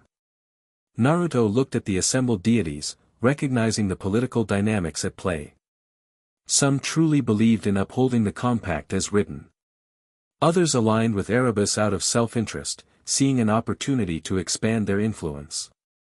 A few simply feared change to a system they had grown comfortable within.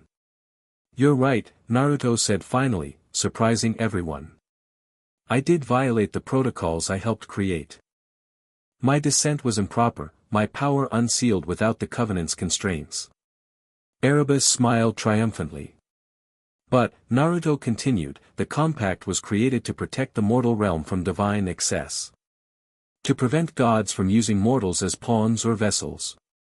Something you, Erebus, have been doing quite openly. He turned to address all the assembled deities. The Hollow One is real. The seal binding it is weakening. That is the immediate threat we must address, not political squabbles over protocol. And how do you propose we address this threat, sage? Asked one of the more reasonable-looking deities. I must complete my awakening, Naruto replied. Restore my full divinity and reinforce the seal. Impossible, Erebus snapped. To fully awaken divine power in the mortal realm would shatter the compact completely. Not if done properly, Finn interjected thoughtfully.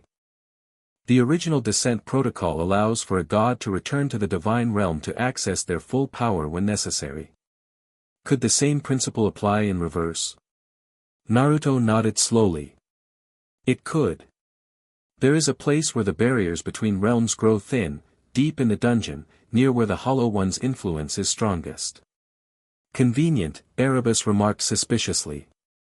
And what guarantee do we have that once fully empowered, you won't simply impose your will on all of us? The divine sage was always first among equals in the divine hierarchy. Because I won't be alone, Naruto replied. I'll need others with me, mortals whose perspective and connection can help anchor my humanity even as I reclaim my divinity. His gaze shifted to Ace, who stood unwavering beside him, and toward the room where Ryuu was recovering. Absolutely not, Erebus objected. Mortals have no place in divine matters of this magnitude. On the contrary, Reveria spoke up. If the divine sage seeks to maintain the balance between realms, what better way than to have representatives of both present? The debate continued, growing more heated as deities argued among themselves about precedent and protocol. Naruto noticed Loki watching the proceedings with poorly concealed amusement, clearly enjoying the discord among her fellow gods. Enough, Naruto said finally, his voice carrying a subtle resonance that quieted the arguments immediately. The threat grows while we debate. I will reinforce the seal with or without divine consensus. That would be a declaration of war against the divine compact, Erebus warned. No, Naruto corrected. It would be fulfilling the compact's true purpose, protecting both realms from forces that threaten to destabilize them. He turned to Loki, who raised an eyebrow in curiosity. Goddess Loki, as the patron of one of Orario's strongest familiars, will you stand with or against this effort? Loki's smile was equal parts mischievous and calculating. Well, since you're offering such delicious chaos, how could I refuse? The Loki Familia will support your little expedition, on one condition. Name it. When this is over, you submit to proper protocols for divine presence in the mortal realm. No special treatment, even for the mighty sage. Naruto considered for a moment, then nodded. Agreed. Excellent. Loki clapped her hands together. Finn, assemble an expedition team. We're going monster hunting in the deep floors. Erebus's face darkened with fury. This isn't over, sage. The divine compact will be upheld, one way or another. He turned and stalked from the room, several of his allied deities following in his wake. He'll cause trouble, Finn observed once they'd gone. Undoubtedly, Naruto agreed. But he's not wrong about one thing, my presence here does challenge the compact as written. Once the Hollow One is contained again, I'll need to address that contradiction. Loki waved a dismissive hand. Worry about cosmic balance later. Right now, we have an expedition to plan. As the others began discussing logistics, Naruto slipped away to check on Ryuu. He found her conscious but weak, her normally vibrant eyes dulled with pain. Hey, he said softly, taking a seat beside her bed. Divine Sage, she replied, a hint of her dry humor showing through despite her condition. Should I bow? Please don't, Naruto grimaced. I'm still just Naruto to you. Are you? She challenged quietly. You look different now. Feel different. I remember more of who I was, he admitted. But that doesn't erase who I am now, who I became through this experience. Ryuu studied him silently for a moment. Why did you take such a risk? Sealing your divinity, forgetting everything. Because eternity gets lonely, Naruto said simply. Because maintaining cosmic balance from afar made me forget why it mattered in the first place. I needed to remember what it meant to live, to form bonds, to care about something beyond abstract responsibility. And did you? Remember? Naruto looked at her, thinking of how she had thrown herself in front of an attack meant for him, a god she barely knew. Thinking of Ace, who had stood by him against her own goddess's initial wishes. Of the bonds formed in mere days that somehow felt as significant as his eternal divine purpose. Yes, he said softly. I remembered. Ryuu's expression softened. Good. Then it wasn't for nothing. I'm sorry you were hurt because of me, Naruto said, genuine remorse in his voice. Don't be, she replied firmly. I chose to protect you, knowing what you might be. I'd make the same choice again. Something in her tone made Naruto look at her more closely. Why? You barely know me. Ryuu's gaze held his steadily. I know enough. And sometimes, faith doesn't require complete understanding. Before Naruto could respond, Ace entered the room. The healers say you can be moved, she told Ryuu. We're taking you to the Twilight Manor. You'll recover there while we prepare for the expedition. Expedition? Ryuu struggled to sit up. To where? The deep floors, Naruto explained. To the seal. To stop the Hollow One. I'm coming with you, Ryuu stated immediately. You're injured, Ace pointed out. Severely. I'll recover enough by the time preparations are complete, Ryuu insisted. I need to see this through. Naruto understood her determination. We'll need you, he acknowledged. Both of you. Not just for your fighting abilities, but for what you represent. And what's that? Ace asked. The reason the compact matters in the first place, Naruto replied. The connection between realms that's worth protecting. The door opened again, and Finn entered. The preparations have begun, he reported. Loki is spreading word to select familiars, those we can trust to maintain discretion. We'll need a sizable force for the deep floors. How long? Naruto asked. 3 days, minimum. We need supplies, coordination, and strategy. The deep floors are dangerous even under normal circumstances. With the Hollow One's influence spreading. 3 days, Naruto repeated, concern evident in his voice. The seal weakens with each passing hour. Then we'll have to work quickly, Finn replied pragmatically. In the meantime, you should remain at the Twilight Manor. Erebus and his allies will be watching for you. I can handle Erebus, Naruto said, the black spheres orbiting behind him pulsing slightly at the mention of the deity. Perhaps, Finn acknowledged. But unnecessary conflict will only delay our preparations. Strategic patience, divine sage. Naruto recognized the wisdom in the Prum's words. Very well.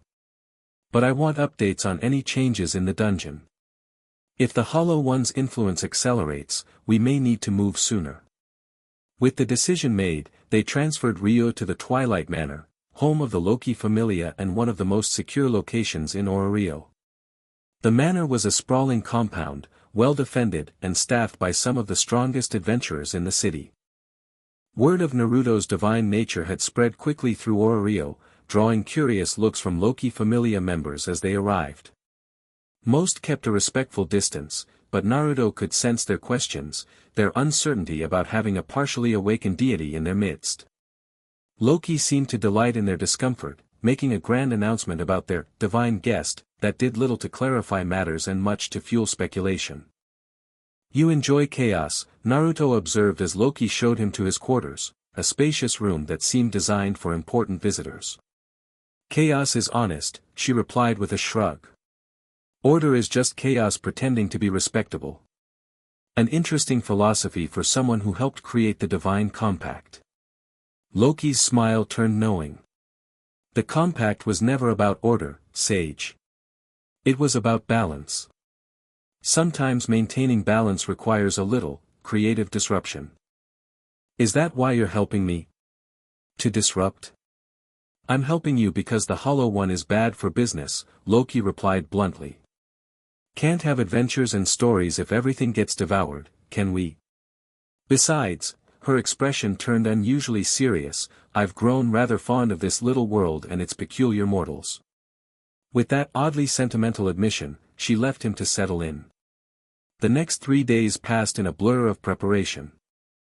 Naruto divided his time between strategy sessions with Finn and the Loki Familia commanders, visiting Ryuu as she recovered with remarkable speed, and continuing to integrate his returning memories. The process wasn't always smooth.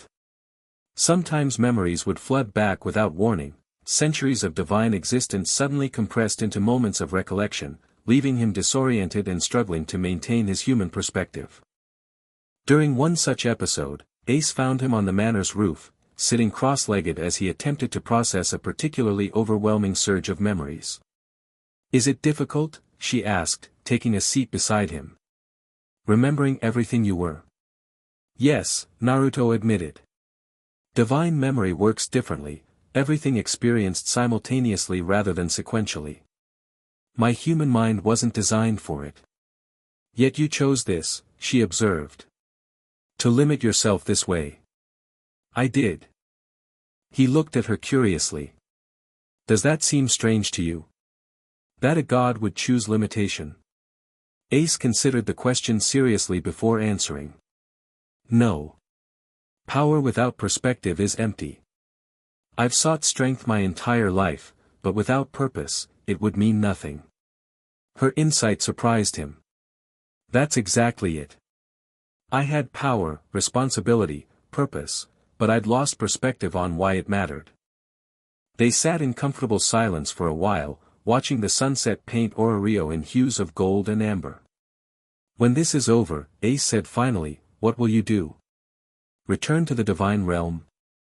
The question had been weighing on Naruto as well. I should. The seal will need maintenance. The divine compact may need revision after everything that's happened. But, she prompted, sensing his hesitation. But I'm not sure I want to, he admitted. Not completely, anyway. These past days, being here, forming connections, feeling things as a mortal does, it's what I was missing before. You could stay, Ace suggested. Follow the proper descent protocol. Become like the other gods in Ryuu. Perhaps, Naruto mused. Though I'm not sure the other deities would accept the divine sage as just another god in the pantheon. Especially not after this disruption. Ace's response was typically direct. Does their acceptance matter? You're the divine sage. Make your own path. Naruto laughed, the sound surprisingly human despite the divine aura that still surrounded him. Is that the Sword Princess's advice? Ignore convention and forge ahead. It's worked for me so far, she replied with the faintest hint of a smile. On the evening of the third day, the expedition team gathered in the Twilight Manor's Great Hall. The force was impressive, 30 elite adventurers from Loki Familia, including Ace, Reveria, and Finn himself. 10 members from Freya Familia, sent by the goddess of beauty with the cryptic message that beauty must survive to be appreciated. A handful of specialized adventurers from smaller familias, each bringing unique skills needed for the deep floors. And, to Naruto's pleasant surprise, Ryuu, fully recovered and equipped for battle. The divine energy in your healing technique accelerated my recovery, she explained when he expressed concern. I'm at full capacity. Still, I didn't expect Loki to allow someone outside her familia on such an important expedition, Naruto remarked. She didn't, Finn clarified, approaching them. Ryuu Lion is participating as an independent contractor, technically. A loophole in familia protocols that Loki was surprisingly willing to exploit. Not surprisingly at all, Ryuu commented dryly. The goddess enjoys bending rules almost as much as breaking them. Finn chuckled before turning serious again. We leave at dawn. The guild has cleared all other expeditions from the dungeon to minimize potential casualties. Once we descend, we'll move quickly to the deep floors. What intelligence do we have on current conditions? Naruto asked. Concerning, Finn admitted. The disturbances have intensified over the past 3 days. Entire sections of the middle floors have begun to warp in ways our cartographers can't map. Monsters are mutating at an accelerated rate, and some are displaying abilities never before documented. The Hollow One's influence grows stronger, Naruto confirmed grimly. We need to hurry. The briefing continued, with Finn outlining their route, contingency plans, and combat formations. The level of detail and strategic thinking impressed Naruto. These mortals had developed systems for dungeon exploration that rivaled divine planning in their thoroughness. As the meeting concluded and the adventurers dispersed to make final preparations, Naruto felt a familiar presence approaching. He turned to find Erebus standing in the entrance to the great hall, his expression unreadable. The room immediately tensed, hands moving to weapons as the god who had opposed them so openly walked calmly into their midst. Peace, Erebus said, raising his hands to show he meant no harm. I come to parley, not to fight. Interesting timing, Naruto observed. The night before our expedition. Precisely why I'm here, Erebus replied. Divine Sage, we have our differences, but the Hollow One threatens all realms equally. I propose a truce until this common enemy is contained. A truce? Finn repeated skeptically. After you attempted to capture the Divine Sage and corrupt the dungeon fragment. Tactical errors made in the absence of complete information, Erebus dismissed. The situation has evolved. I now see that a cooperative approach offers the highest probability of success. Naruto studied the deity carefully, searching for deception in his aura. There was calculation there, certainly, Erebus was always calculating, but also what appeared to be genuine concern. What are you offering? Naruto asked. My familia's support. 20 of my best, already positioned on the 40th floor, ready to join your expedition as you descend. And this, he produced a small crystal from within his robes, its surface etched with divine symbols. A fragment of my own divine essence, freely given, to help reinforce the seal. Murmurs ran through the hall. A god offering a piece of their divine essence was rare, painful for the deity and representing a genuine sacrifice of power. Why? Naruto pressed. You've opposed the Compact's restrictions for centuries. The Hollow One's threat could be leveraged to argue for the changes you want. Because some principles transcend politics, Divine Sage, Erebus replied seriously.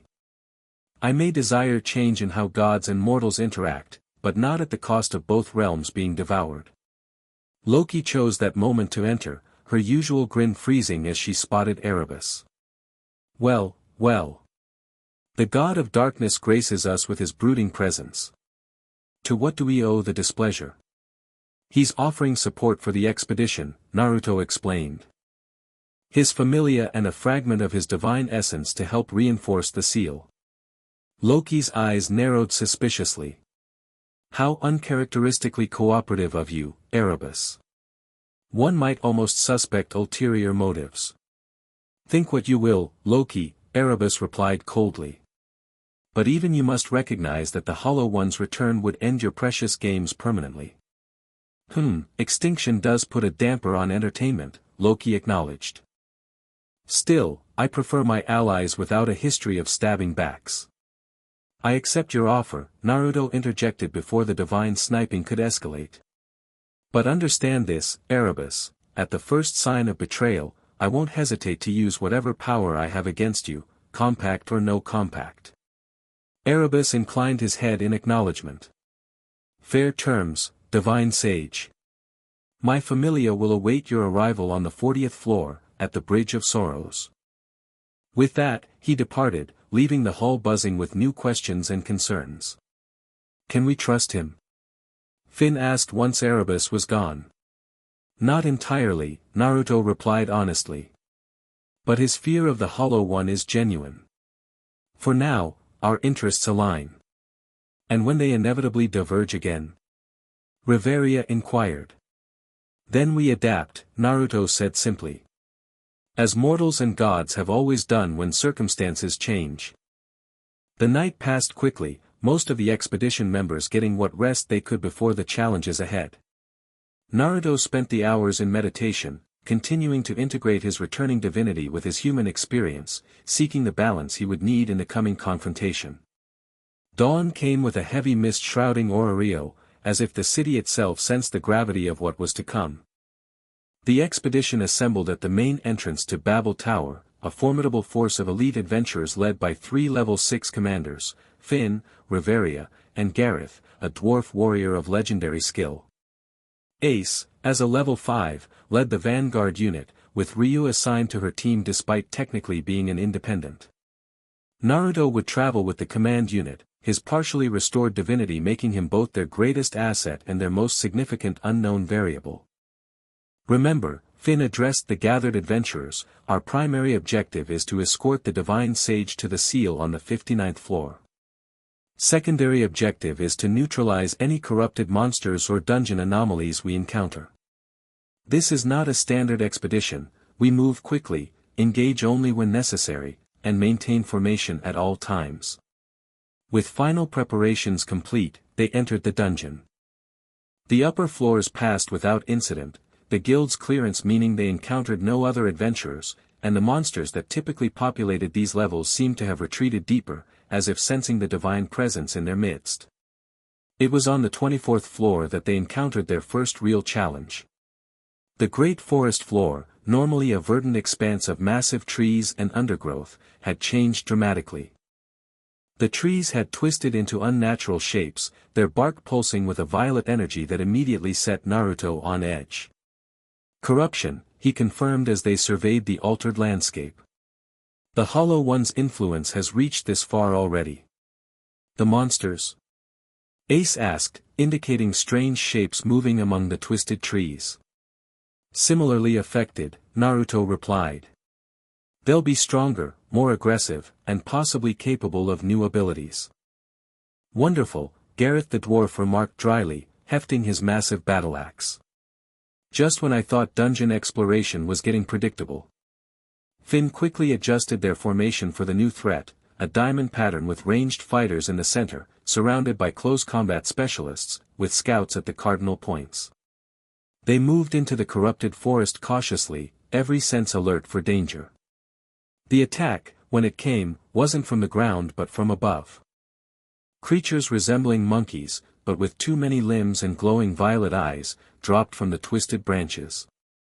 Their movements were unnaturally coordinated, targeting the formation's weak points with strategic precision. They're intelligent, Riveria realized as she cast barrier magic to protect the ranged fighters. Working together like a trained unit. The corruption enhances their mental capacity, Naruto explained, the black spheres orbiting behind him moving to intercept creatures that broke through the front line. It connects them to the Hollow One's consciousness. The battle was fierce but brief.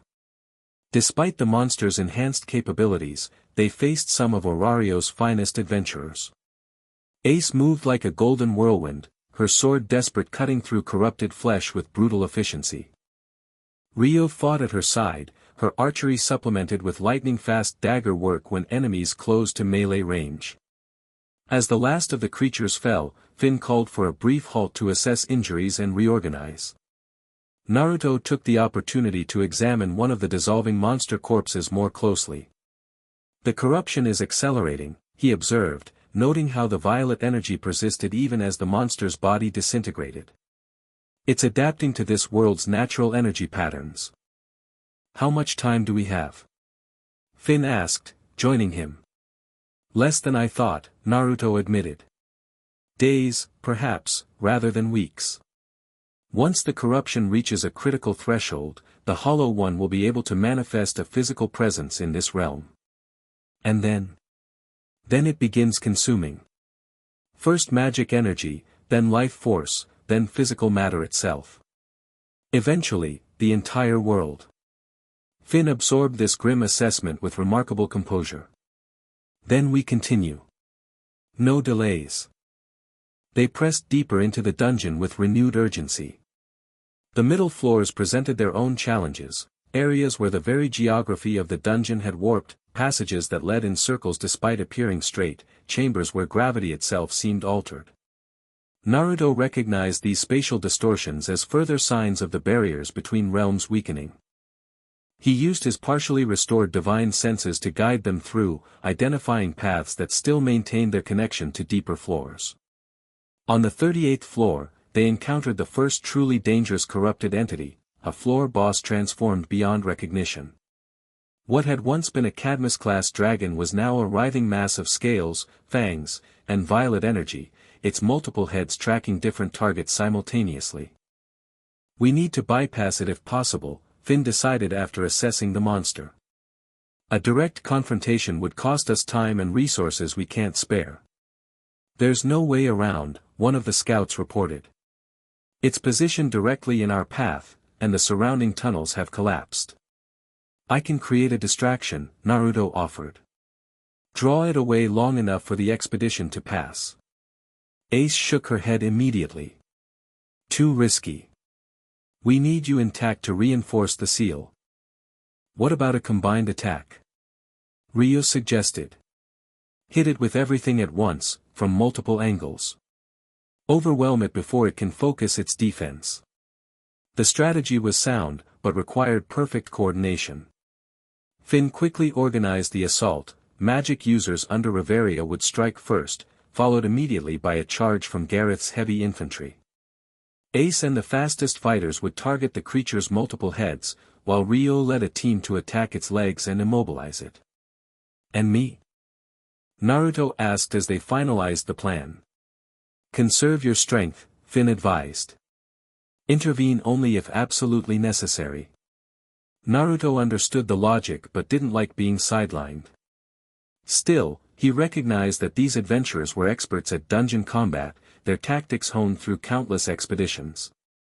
The attack began with a devastating barrage of magic.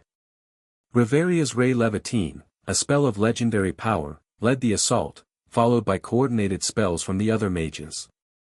The corrupted dragon reeled under the magical onslaught, its defenses momentarily overwhelmed. Gareth's team charged in the wake of the magic, hammering at the creature's main body with axes, hammers, and swords. At the same time, Ace moved with breathtaking speed, Ariel enhancing her already formidable agility as she targeted the monster's heads one by one.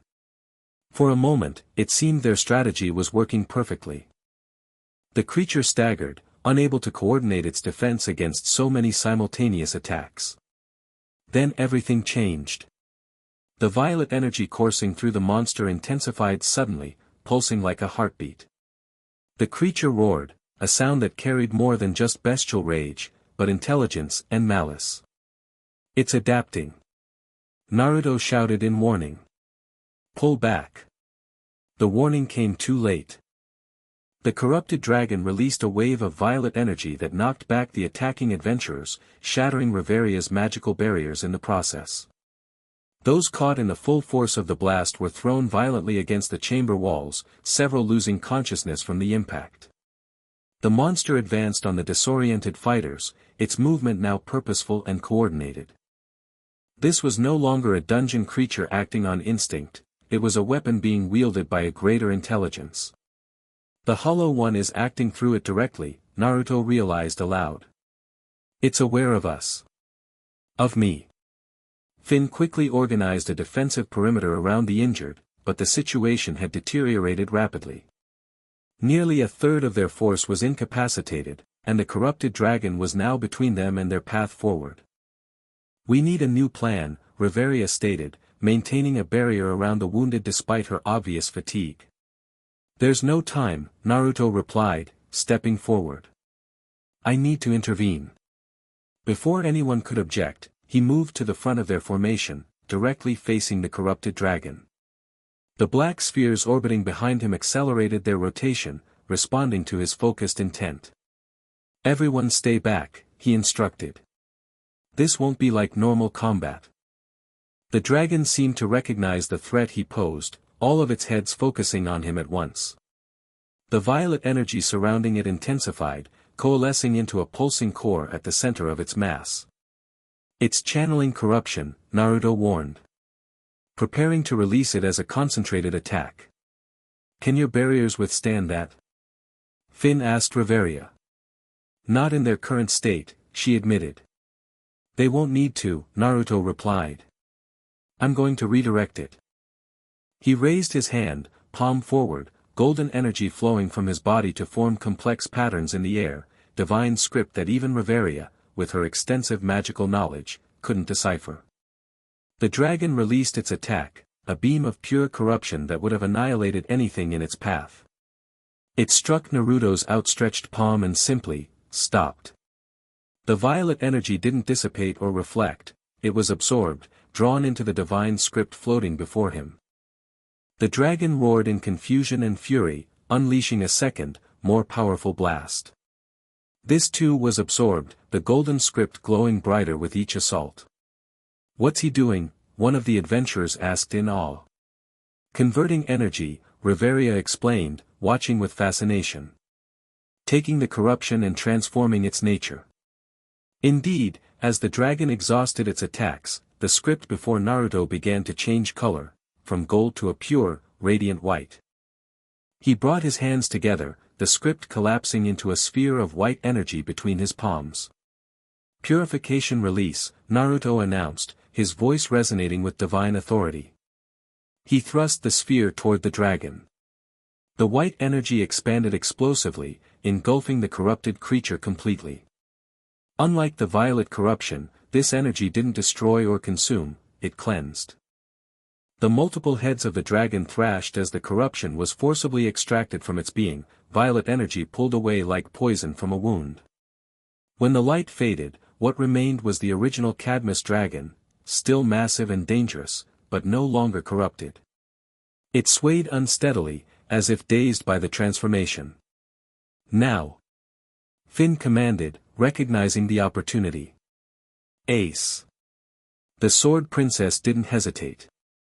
She charged forward, sword glowing with wind energy, and struck the dragon's central mass with precision. The creature, weakened by the purification process, collapsed under her attack, beginning to dissolve into the typical black particles of defeated monsters. "Clear the path," Finn ordered, and the expedition surged forward, carrying their wounded past the dissolving dragon and into the corridor beyond. Once they had reached a defensible position on the next floor, they regrouped. Healers worked on the injured while Finn, Riveria, and Gareth conferred with Naruto about what had just happened. That was not a level of power I expected you to display in your current state, Riveria observed. The purification technique in particular. It wasn't, Naruto confirmed. I drew more deeply on my divine essence than I intended. The seal on my power is weakening faster now, responding to the Hollow One's direct interference. Is that good or bad for us? Gareth asked bluntly. Both, Naruto replied. I have access to more of my abilities, which will help against corrupted entities. But if the seal breaks too quickly, without proper preparation, the sudden release of divine power could damage the fabric of reality in this realm. In other words, Finn summarized, we're racing against two threats now, the Hollow One breaking free, and your divinity breaking loose. Exactly. We need to reach the main seal as soon as possible. They continued their descent with renewed urgency. The 40th floor, where Erebus had promised his familia would be waiting, loomed ahead. What they found there, however, was not what any of them expected. The Bridge of Sorrows, a massive stone span crossing a seemingly bottomless chasm, was indeed occupied by members of the Erebus familia. But they weren't waiting in formation as allies. They were engaged in battle with other adventurers, members of another familia that Naruto didn't recognize. More concerning was the state of Erebus's followers. Unlike in the tavern confrontation, these members showed physical signs of corruption, violet veins visible beneath their skin, eyes glowing with unnatural light. They fought with reckless abandon, using abilities that no normal adventurer should possess. Erebus has fully corrupted his familia, Ryuu observed, disgust evident in her voice. They're barely human anymore. Who are they fighting? Naruto asked, indicating the opposing adventurers. Ganesha familia, Finn identified. They must have launched their own expedition to investigate the disturbances. The situation deteriorated further as they watched. One of the corrupted Erebus familia members unleashed a wave of violet energy similar to what the dragon had used, sweeping several Ganesha adventurers off the bridge into the abyss below. We need to intervene, Ace stated, already moving forward. Wait, Finn cautioned. We don't know the full situation. This could be a trap. Those adventurers will die if we don't help, Ace countered, her sense of justice overriding tactical concerns. Naruto made the decision. Ace is right. We move in, neutralize the corrupted familia members, and secure the bridge. Finn, you coordinate from here. Ace, Ryuu with me in the vanguard. Riveria, provide ranged support. Without waiting for further discussion, he moved forward, Ace and Ryuu falling in beside him. The three of them made a formidable front line, complementing each other's movements with an ease that belied their short time fighting together. They struck the corrupted Erebus familia from behind, catching them by surprise. Ace's sword cut down two immediately, while Ryu's arrows found the throats of two more. Naruto engaged the leader, the same gray-haired man from the tavern, now transformed almost beyond recognition by the corruption flowing through him. Divine Sage, the man greeted, his voice distorted and overlaid with another, deeper tone. Right on schedule. Erebus, Naruto recognized, realizing the deity was speaking directly through his follower again. What are you doing? This isn't what we agreed. Plans change, the corrupted man replied with a twisted smile. I decided a more direct approach was necessary. He attacked with inhuman speed, violet energy forming blades around his fists. Naruto defended with his truth-seeking orbs, the black spheres intercepting each strike with perfect precision. Meanwhile, the rest of the expedition had joined the battle, reinforcing the beleaguered Ganesha familia members and pushing back the remaining corrupted followers. Where is Erebus himself? Naruto demanded as he fought. Deeper, the man replied, grinning despite the wounds he was accumulating. At the seal. Preparing for ascension. Alarm shot through Naruto at those words. What has he done? What you wouldn't do, sage. Embraced true power. The Hollow One doesn't need to be an enemy, it can be a vessel, a source of energy beyond divine limitations. You fool, Naruto growled, understanding dawning. You can't control it. No one can. It's not a power source, it's a devourer of worlds. We shall see, the man replied. His body suddenly convulsed, violet energy crackling across his skin. The process has already begun. My lord awaits your arrival for the final phase. Before Naruto could respond, the corrupted man exploded in a burst of violet energy, taking several nearby adventurers with him. The remaining Erebus Familia members followed suit, their bodies detonating in synchronized sacrifice. Barrier! Reveria shouted, casting her most powerful defensive magic just in time to shield the majority of their forces from the explosions. When the chaos cleared, the bridge stood damaged but intact. Of the Erebus Familia, nothing remained but dissipating violet energy. The surviving Ganesha Familia adventurers staggered to their feet, looking shell-shocked. What just happened? One of them asked, a tall human with a lion-themed helmet. Erebus has betrayed everyone, Naruto replied grimly. He's attempting to merge with the Hollow One rather than help seal it. Is that even possible? Finn asked, joining them on the bridge. It shouldn't be, Naruto said. The Hollow One consumes divine energy as readily as any other. But if Erebus has found a way to offer himself as a willing vessel rather than a victim. He didn't finish the thought, but everyone understood the implications. A god as powerful as Erebus, merged with an entity of the Hollow One's nature, would be a threat beyond anything the mortal or divine realms had faced. We need to move faster, Naruto decided. No more caution. No more conservation. We push directly to the seal. Many of our people are injured, Reveria pointed out. We've lost nearly a quarter of our fighting strength. I can heal them, Naruto replied, the divine aura around him intensifying. But it will further weaken the seal on my power. Do it, Finn authorized after a moment's consideration. We need everyone at full capacity for what lies ahead. Naruto moved among the injured, golden energy flowing from his hands into their wounds. Unlike conventional healing magic, his divine power didn't just accelerate natural recovery, it rewrote reality on a small scale, returning damaged tissue to its optimal state. The adventurers watched in awe as injuries that would normally take weeks to heal closed in seconds. Even Reveria, with her extensive magical knowledge, seemed impressed by the display. That should never be possible in the mortal realm, she murmured to Finn. Divine power operating directly on physical reality. The rules are breaking down, Finn replied quietly. The compact, the seal, all of it fraying as we get closer to the source. Once everyone was healed, they continued their descent.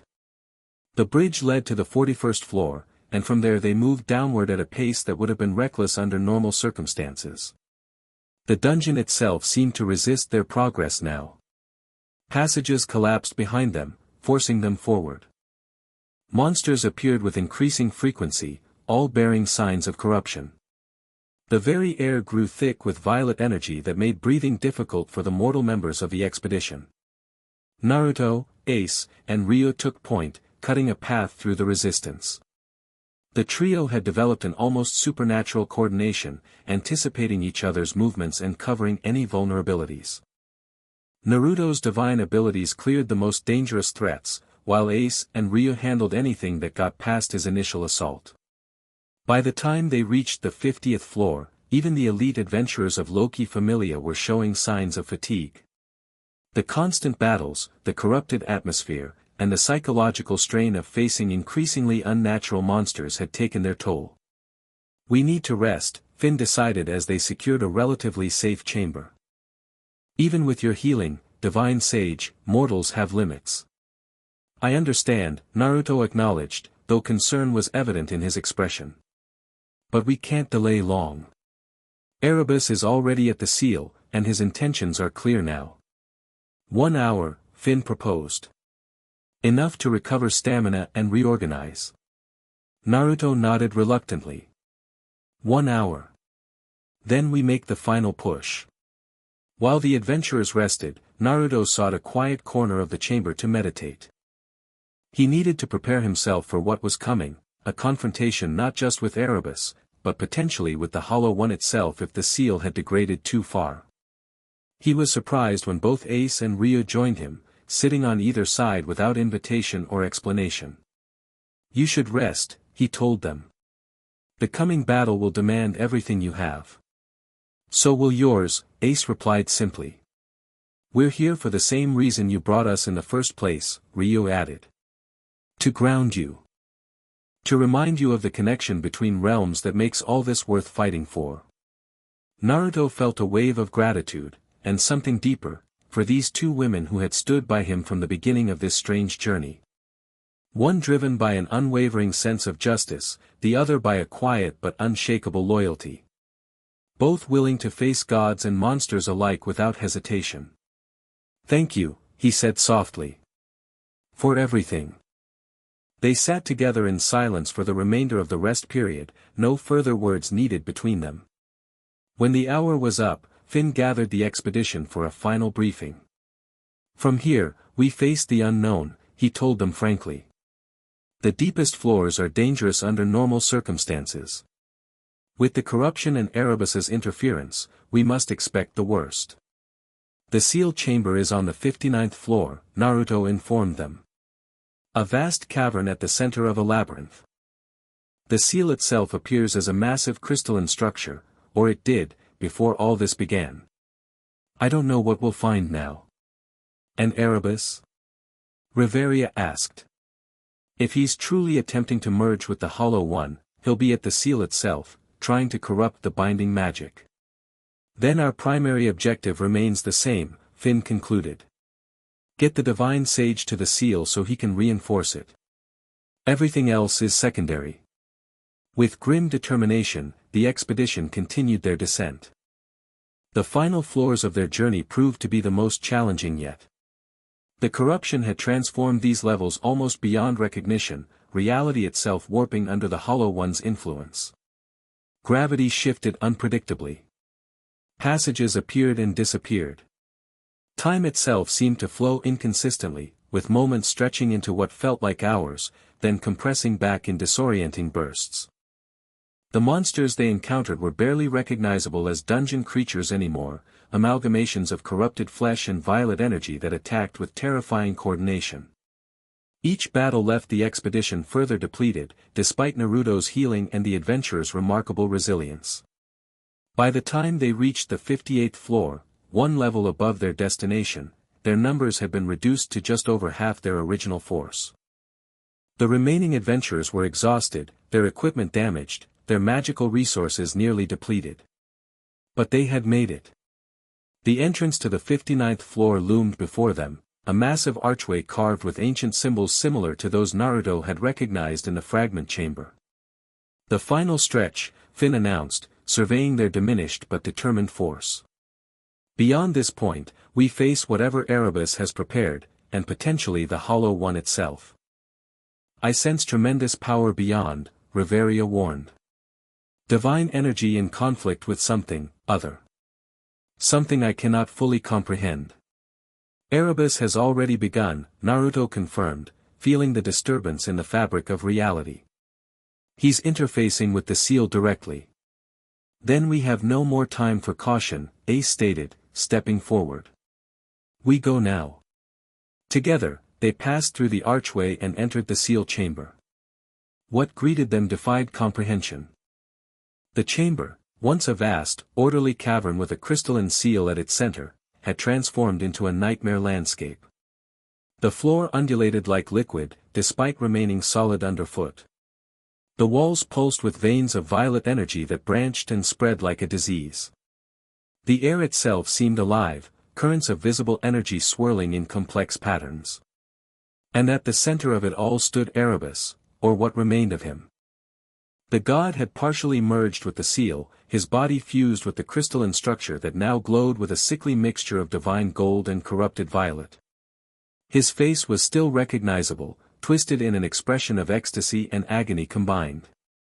Around him, reality itself seemed to be tearing, black fissures opening in the air to reveal glimpses of something beyond, something vast and hungry. "Divine Sage." Erebus called out, his voice reverberating unnaturally. You've arrived to witness my ascension. This isn't ascension, Erebus, Naruto replied, stepping forward while signaling the expedition to hold position. This is destruction, yours and potentially everyone else's. Erebus laughed, the sound causing painful distortions in the air around him. Always the conservative, sage. Always clinging to the old ways, the old rules. The compact was your creation, a cage for divine potential. It was protection, Naruto countered. For both realms.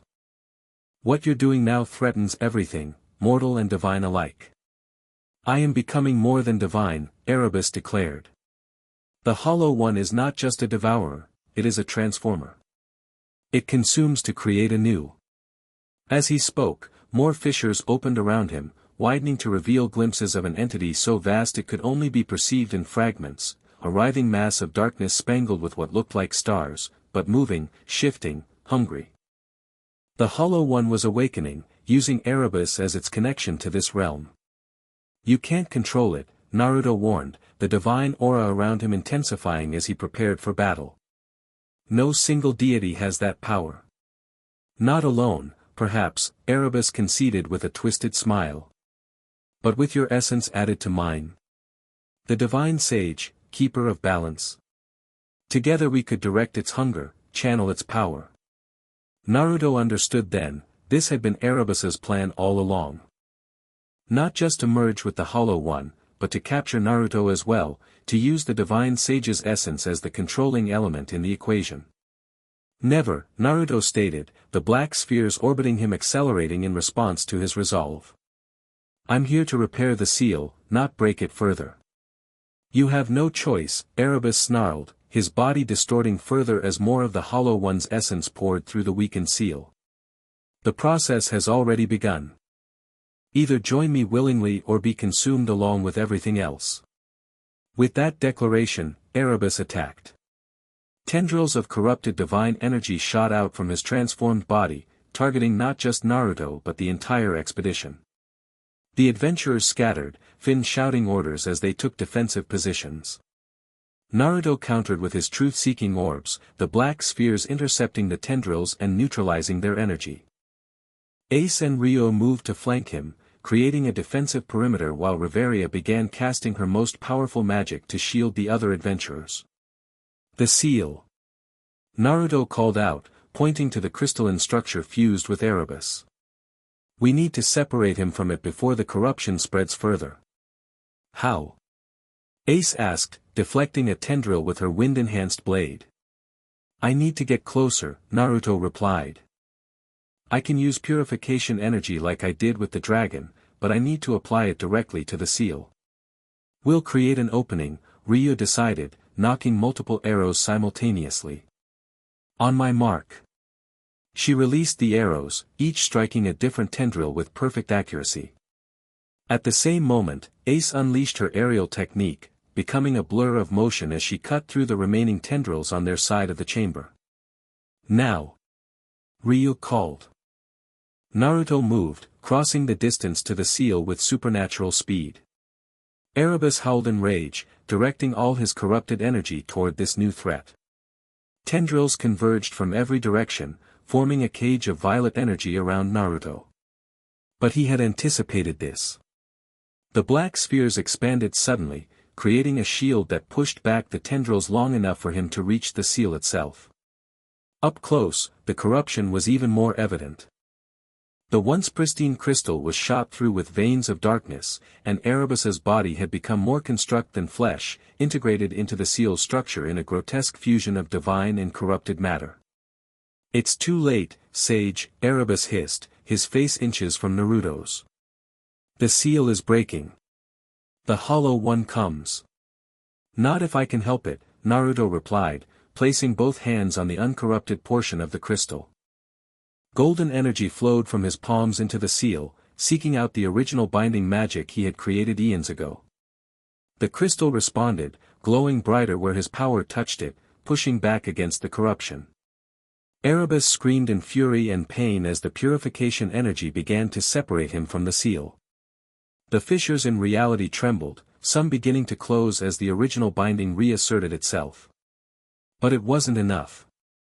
Naruto could feel the resistance, not just from Erebus, but from the Hollow One itself, pushing back against his efforts with cosmic force.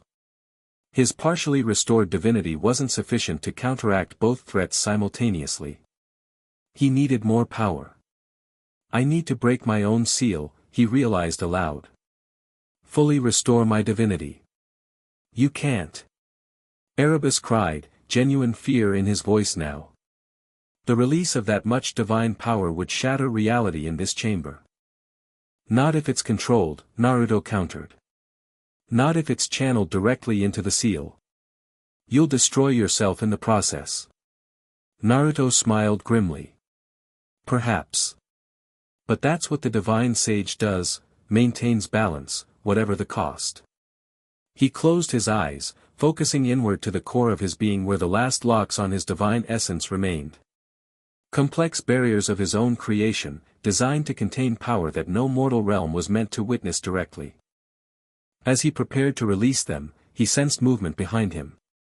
Ace and Ryuu had fought their way through the chaos to reach his side, standing guard against Erebus's increasingly desperate attacks. Whatever you're doing, do it quickly, Ryuu advised, loosing arrows to intercept incoming tendrils. The structure is becoming unstable. Indeed, the entire chamber had begun to shake, the reality distortion spreading further as the Hollow One pushed harder against the weakening barriers between realms. I need to release my full divinity, Naruto explained quickly. But the process is dangerous, especially to mortals in close proximity. Then we'll move back, Ace suggested, though she made no move to retreat. No time, Naruto said. And I need anchors. Connections to this realm to maintain my focus when the divine essence is released. Otherwise, I might lose myself in the power. Understanding dawned in both women's eyes.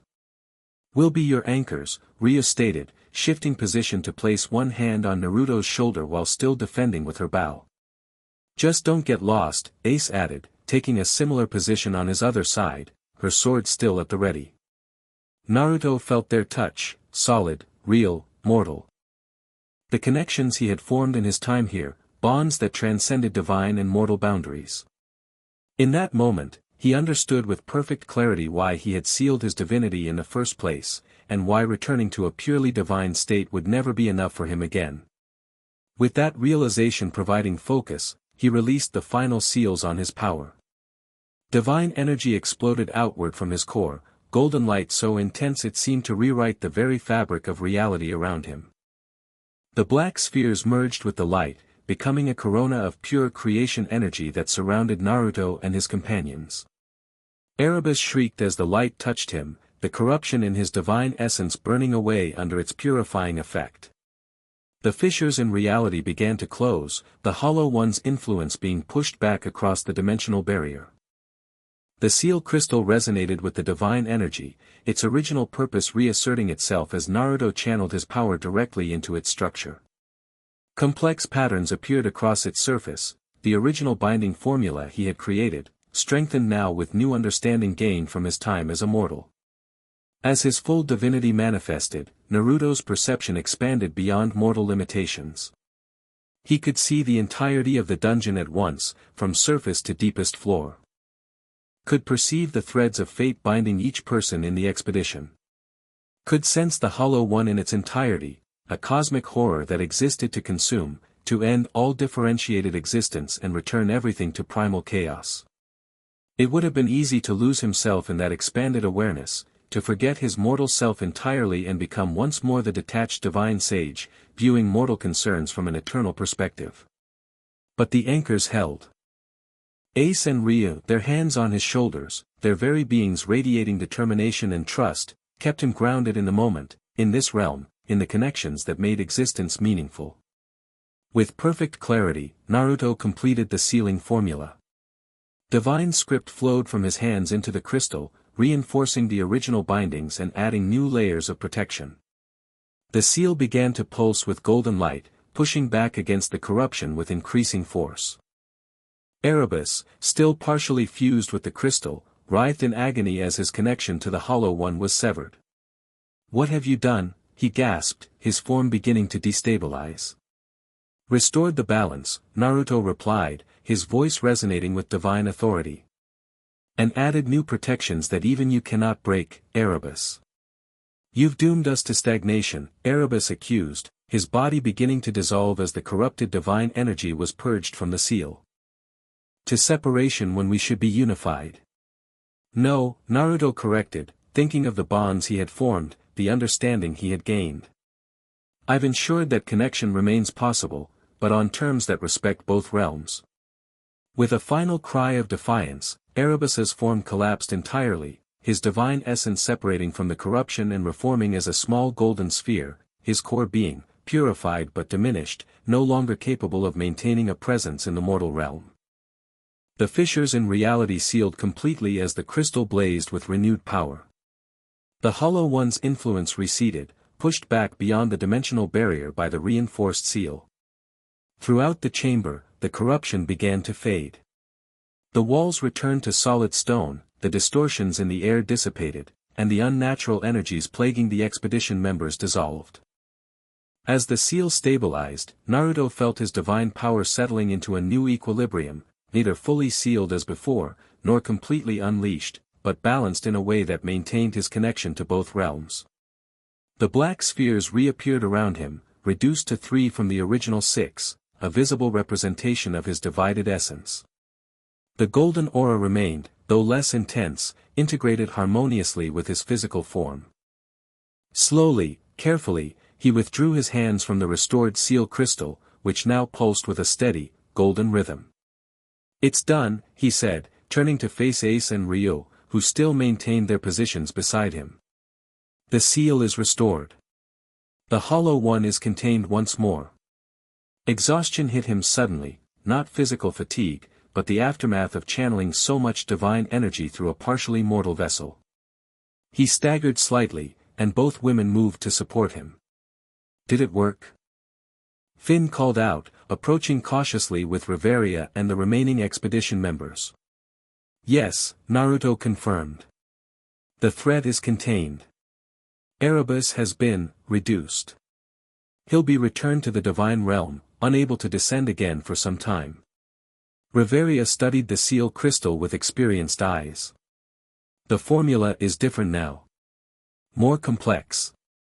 I improved it," Naruto explained. "The original seal required constant maintenance, a divine presence to renew it periodically.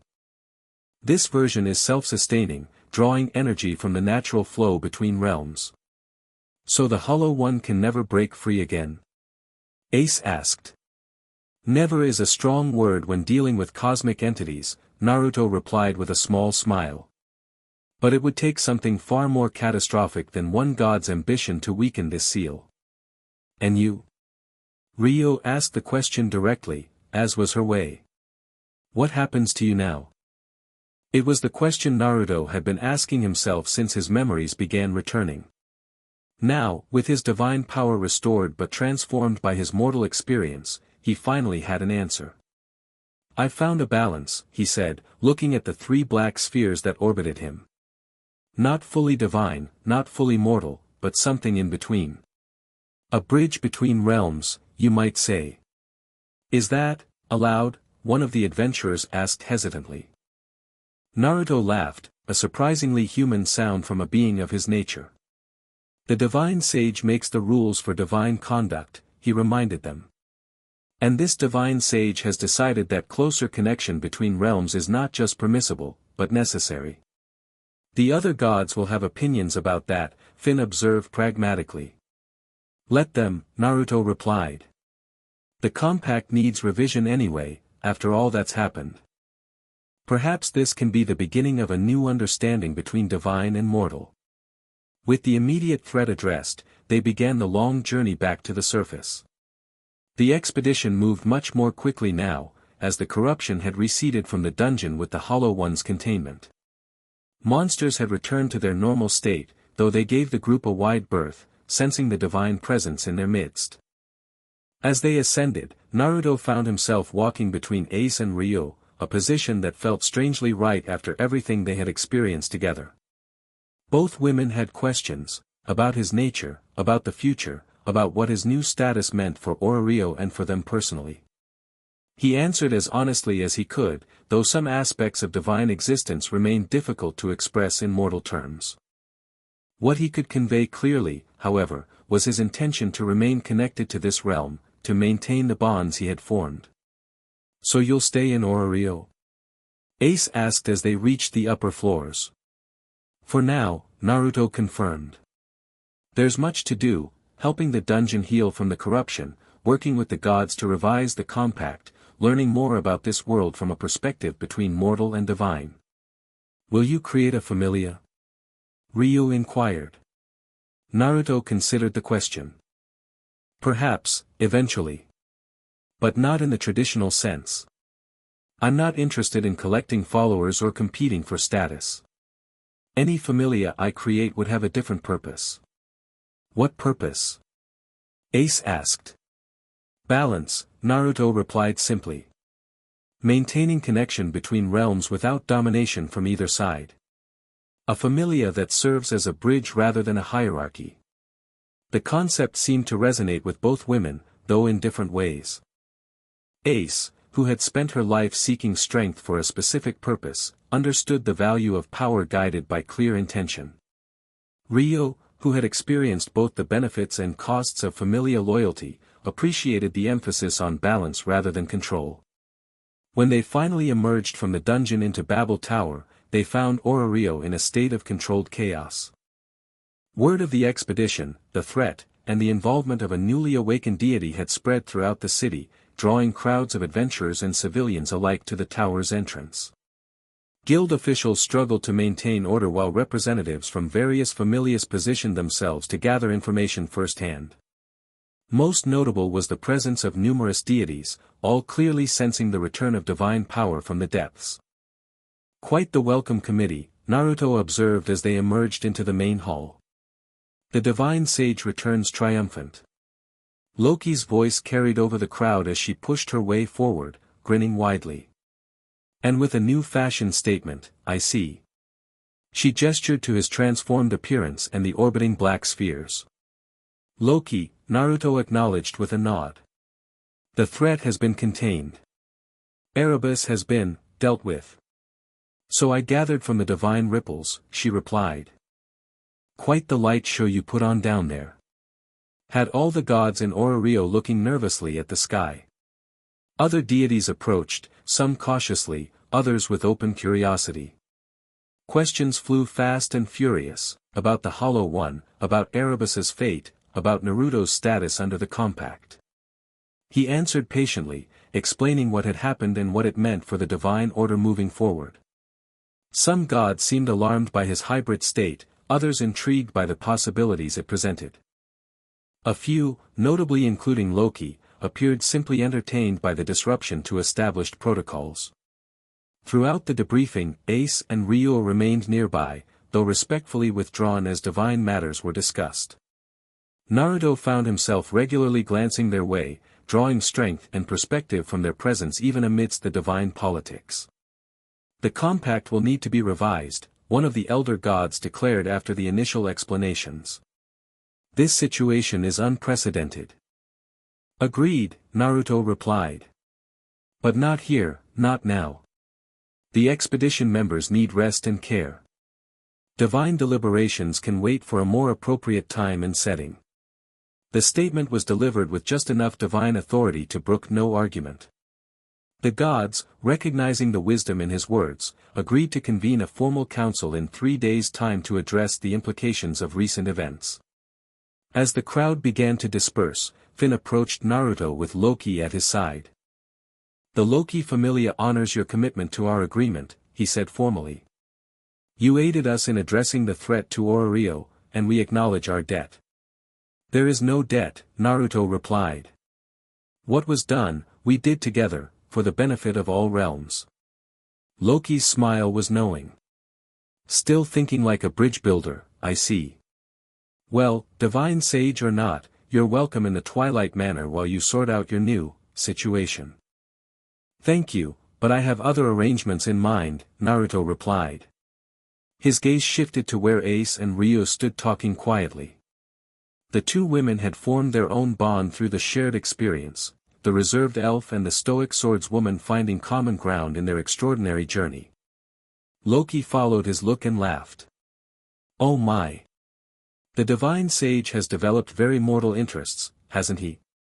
How delightfully scandalous. Not everything is about scandal, Loki, Naruto chided, though without real annoyance. But the best things usually are, she countered with a wink before sauntering off to congratulate her returning familia members. Finn remained, his expression thoughtful.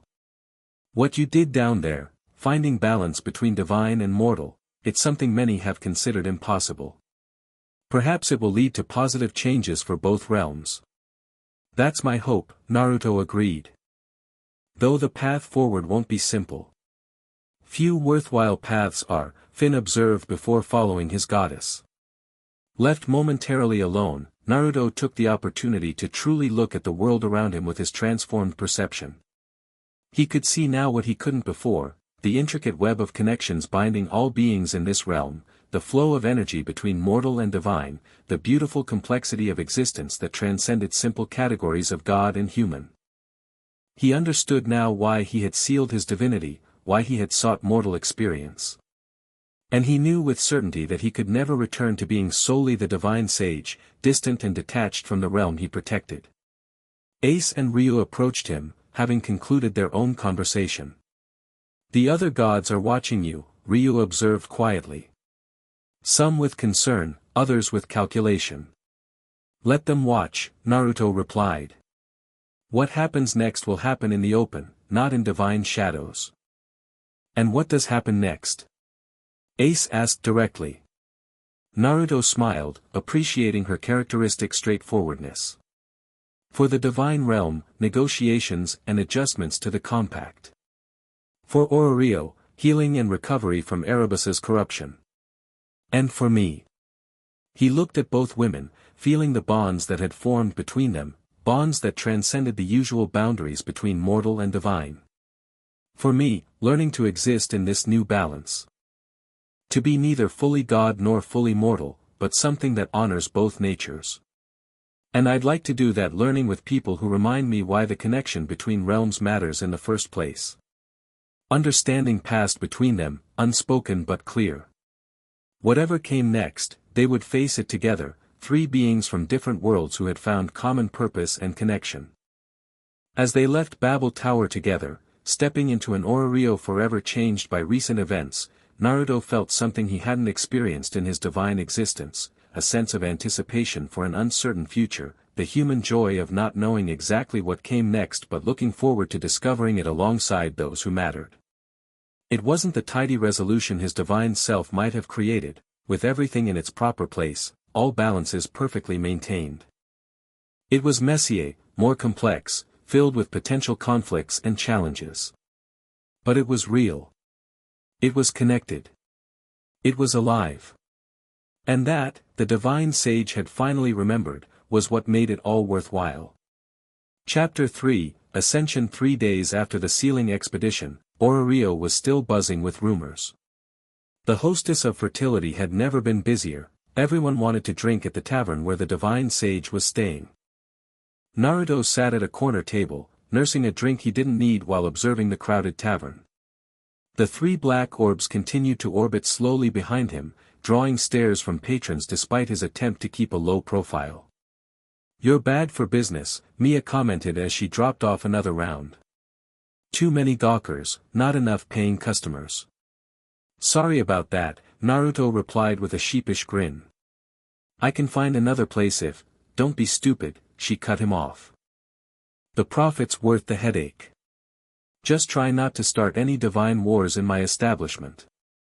As she walked away, Naruto noticed a familiar figure entering through the back door, Ryuu, still in her waitress uniform but clearly just arriving for her shift. Their eyes met across the room, and something passed between them, acknowledgement of all they'd shared, all they'd risked together. She gave him a small nod before heading upstairs to change. 3 days had passed since they'd returned from the depths, and the city was still adjusting to the shockwaves. The guild had quarantined the lower floors of the dungeon to allow the corruption to fully recede. The gods had been in near constant council, debating the implications of recent events and the unexpected evolution of the divine sage. And Naruto had been caught in the middle of it all, pulled between divine politics and his own conflicted identity. "The gods are still arguing," came a voice as Ace slid into the seat across from him. She'd taken to stopping by the tavern after her training sessions, ostensibly to discuss dungeon matters but really to check on him. "Loki says they're divided into 3 factions now." "Let me guess," Naruto replied. "Those who want me gone, those who want to study me, and those who just want to get back to their divine games." "Close. It's those who fear you'll upend the compact entirely, those who want to adapt it to account for you, and those who think this is the most entertainment they've had in centuries. Let me guess which camp Loki falls into." Ace's lips quirked in a small smile. "She's founded her own 4th faction, gods who want to sell tickets to whatever happens next." Naruto laughed, the sound drawing even more stares from nearby tables. Divine laughter was different, it carried an energy that mortals could feel in their bones. "Sorry," he said, noting her slight wince. "Still adjusting to the energy output." "It's fine," she replied. "Reveria says I should get used to it if we're going to." She trailed off, seemingly unsure how to finish the sentence. "Going to what?" Naruto prompted gently. Before she could answer, the tavern door burst open. A delegation of gods entered, 5 of them, all radiating divine presence and authority. The tavern fell silent immediately, mortals instinctively recognizing the tension in the air. "Divine Sage," the lead god addressed him formally. "The council requests your presence." Naruto recognized him, Takamikazuchi, one of the more reasonable deities in Orario. That he had been sent rather than someone more confrontational was a positive sign. "Now?" Naruto asked, glancing at Ace. "The matter is urgent," another deity, Mayak, added. "New developments require immediate attention." Something in their tone made Naruto tense. "What's happened?" The gods exchanged glances. "It would be better discussed privately," Takamikazuchi suggested, eyeing the crowd of listeners. Naruto stood, the black orbs pulsing slightly in response to his concern. "Ace, please find Ryuu and tell her where I've gone. And be careful, both of you." Ace nodded, her hand instinctively moving to her sword. "We'll be ready if needed." The divine delegation led Naruto through Orario streets toward Babel Tower, where the gods had established their temporary council. Citizens stepped aside respectfully, many bowing as the procession passed. "They're afraid of me," Naruto observed quietly to Takamikazuchi. "They don't understand what you are," the god replied. "Neither do we, to be honest. A deity with your power operating outside the compact's constraints is unprecedented." "I'm not operating outside the compact," Naruto corrected. "I'm evolving it." "A distinction many find concerning," Mayak noted. "Change is difficult, even for immortals. Perhaps especially for immortals." They reached Babel Tower, ascending to the upper levels where the guild had provided chambers for the Divine Council.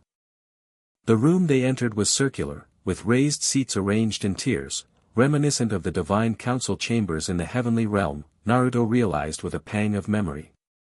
Nearly 30 gods and goddesses were present, representing all the major familias of Orario and several minor ones. Loki waved cheekily from her seat, while most of the others maintained more formal postures. "The divine sage honors us with his presence," announced Auranas, the most ancient of the descended gods and nominal head of the guild.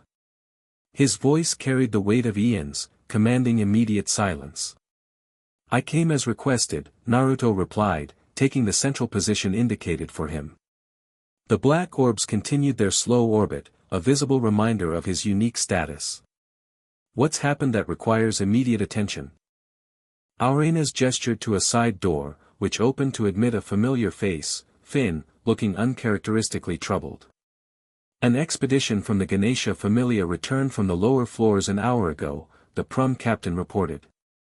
They found something unexpected at the seal site. A chill ran through Naruto. The seal is holding. Yes, Finn confirmed. But there's activity around it. Energy patterns unlike anything they've documented before. And messages, written in divine script across the chamber walls. Messages? Naruto repeated, confused. What do they say? That's just it, Finn replied. None of the gods can read them.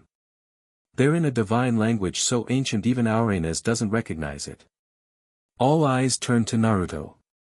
You think I wrote them? He asked. No, Auranes answered. We believe they were always there, but only became visible after recent events. Perhaps after you restored your divine power and modified the seal. Naruto considered this. It's possible. The sealing magic I use draws on primordial divine energy. It could have revealed inscriptions that were dormant before. We need you to read them, Loki stated bluntly, dropping her usual playful demeanor. If they're warnings or instructions regarding the Hollow One, we need to know. This requires another expedition to the deepest floors, Auranes added. One that includes you, divine sage. So soon? Naruto questioned. The dungeon is still stabilizing from the corruption. Which is why we must act quickly, another god argued. If these messages contain vital information about maintaining the new seal, we cannot afford delay. Naruto sensed something off about the situation. Who discovered these messages? I want to speak with them directly. The gods exchanged glances again, a silent communication passing between them. The sole survivor of the expedition is in the guild infirmary, Finn revealed grimly. The others were lost to some kind of energy discharge from the seal chamber. Lost how? Naruto demanded, alarm growing. Disintegrated, according to the survivor, Finn replied. Reduced to particles in an instant when they attempted to transcribe one of the messages. The implications chilled the room. If the seal was defending itself against unauthorized interaction. I need to see this survivor, Naruto decided. Now. We'll accompany you, Auranes stated, rising from his seat. Several other gods moved to join him, but Naruto held up a hand. Just Auranes, he specified. And Loki, since her familia was involved in the original expedition. The other deities bristled at being excluded, but none dared object openly. The divine sage, even in his current hybrid state, commanded respect even among gods. They descended to the guild infirmary, where a single adventurer lay under heavy magical monitoring. The man was unconscious, his body covered with strange, glowing markings that pulsed with an unsettling rhythm. Those aren't burn marks, Naruto observed, leaning closer to examine the patterns. They're script fragments. The same ancient language Finn mentioned. Can you read them? Loki asked, peering over his shoulder. Partially, Naruto admitted, his divine memory providing fragments of translation. They're not complete sentences, more like broken pieces of a larger message. Something about the void between and cyclical return. He placed his hand near one of the markings, careful not to touch it directly. The black orbs reacted, spinning faster as they sensed the energy. This isn't from the seal, he stated with sudden certainty. This energy signature is different, newer. Someone is trying to mimic the ancient script. Erebus? Loki suggested. No, Naruto shook his head. His divine essence was purified and diminished. He couldn't manage something this complex in his current state. Then who? Auranes asked, concern evident even in his usually impassive expression. Before Naruto could answer, the markings on the adventurer's skin began to glow brighter. The man's body convulsed once, violently, then went still as the glowing script detached from his flesh, floating in the air above him. The floating characters rearranged themselves, forming a single cohesive message, the sage returns to the depths. The cycle continues. Then, with a sound like shattering glass, the glowing script collapsed inward, vanishing completely. The adventurer's body showed no further signs of the markings, though his condition remained unchanged. It's a lure, Naruto realized aloud. Someone wants me back in the deepest part of the dungeon. The Hollow One? Aurena suggested. No, Naruto replied, the pieces falling into place. The Hollow One doesn't communicate this way, it's a force of consumption, not manipulation. This is something else. Something that wants me isolated from Ryuu. Or someone who wants to separate you from your mortal anchors, Loki suggested, uncharacteristically perceptive. Your strength in the final confrontation came from maintaining your connection to the mortal realm, did it not? Naruto looked at her sharply. How did you know that? Loki grinned. Gods talk, sage. Your little blonde sword princess and elf ranger have become quite the topic of divine gossip, the mortals who helped anchor a god between realms. This changes things, Aurena stated. If someone is attempting to manipulate events to isolate the divine sage, then we don't play into their hands, Naruto finished. No solo expedition to investigate mysterious messages. Instead, we draw out whoever is behind this. How? Finn asked. By doing exactly what they wouldn't expect, Naruto replied, a plan forming. I'm going to formally establish myself in Ryuu, not as a visitor or anomaly, but as a proper deity under the compact. That would require a formal divine descent ceremony, Aurena pointed out. Your power would need to be properly sealed according to covenant protocols. Not sealed, Naruto corrected. Regulated. I've been working on a modification to the descent formula that would allow me to maintain my current balance while adhering to the compact's principles. That's unprecedented, Aurena said carefully. So is everything about this situation, Naruto countered. The compact needs to evolve, Aurena's. Recent events have made that clear. I like it, Loki declared, clapping her hands together. Throwing a divine descent ceremony right now would confuse whoever's pulling these strings. They clearly want you back in the dungeon, alone and vulnerable. Instead, you surround yourself with witnesses and divine protocol. Precisely, Naruto nodded. And while all attention is on the ceremony, we can quietly investigate who might be behind this deception. Aurena considered the proposal, his ancient eyes unreadable. Finally, he nodded. I will support this approach in council. A formal ceremony would indeed provide protection through visibility. When? Loki asked, already looking excited at the prospect of such divine drama. Tomorrow, Naruto decided. No delay that might allow our unknown adversary to adjust their plans. With the decision made, they returned to the council chamber to inform the other deities. As expected, the announcement created immediate division, some gods enthusiastically supporting the idea, others expressing concern about modifying descent protocols, and a few openly opposing any accommodation for Naruto's unique status. In the end, Aurena's support proved decisive. As the eldest god in Ryuu and the one with the closest connection to the guild's founding principles, his endorsement carried enough weight to overcome the objections. Plans for the ceremony began immediately, with divine messengers spreading throughout Ryuu to prepare for the historic event. Such ceremonies were rare enough, a god choosing to formally descend was always significant, but this particular descent was unprecedented in its nature and implications. As the council disbanded to make preparations, Naruto found Finn waiting for him outside the chamber. This ceremony will draw every eye in Ryuu, the prom captain observed. A perfect distraction if one wanted to move unseen elsewhere. Exactly, Naruto confirmed, impressed as always by Finn's strategic thinking. Can I count on Loki Familia to be investigating while everyone's attention is on me? Reveria is already assembling a team, Finn assured him. We'll focus on 3 areas, the guild archives where records of the adventurer's expedition would be kept, the dungeon entrance where any unusual access would be logged, and the Babel security systems where unauthorized divine communications might be detected. Thank you, Naruto said sincerely. And Ace? Will be wherever she chooses to be, Finn replied with a knowing look. She's earned that right through her actions. As Naruto left Babel Tower, the sun was setting over Ryuu, painting the city in golden light that reminded him of his divine realm.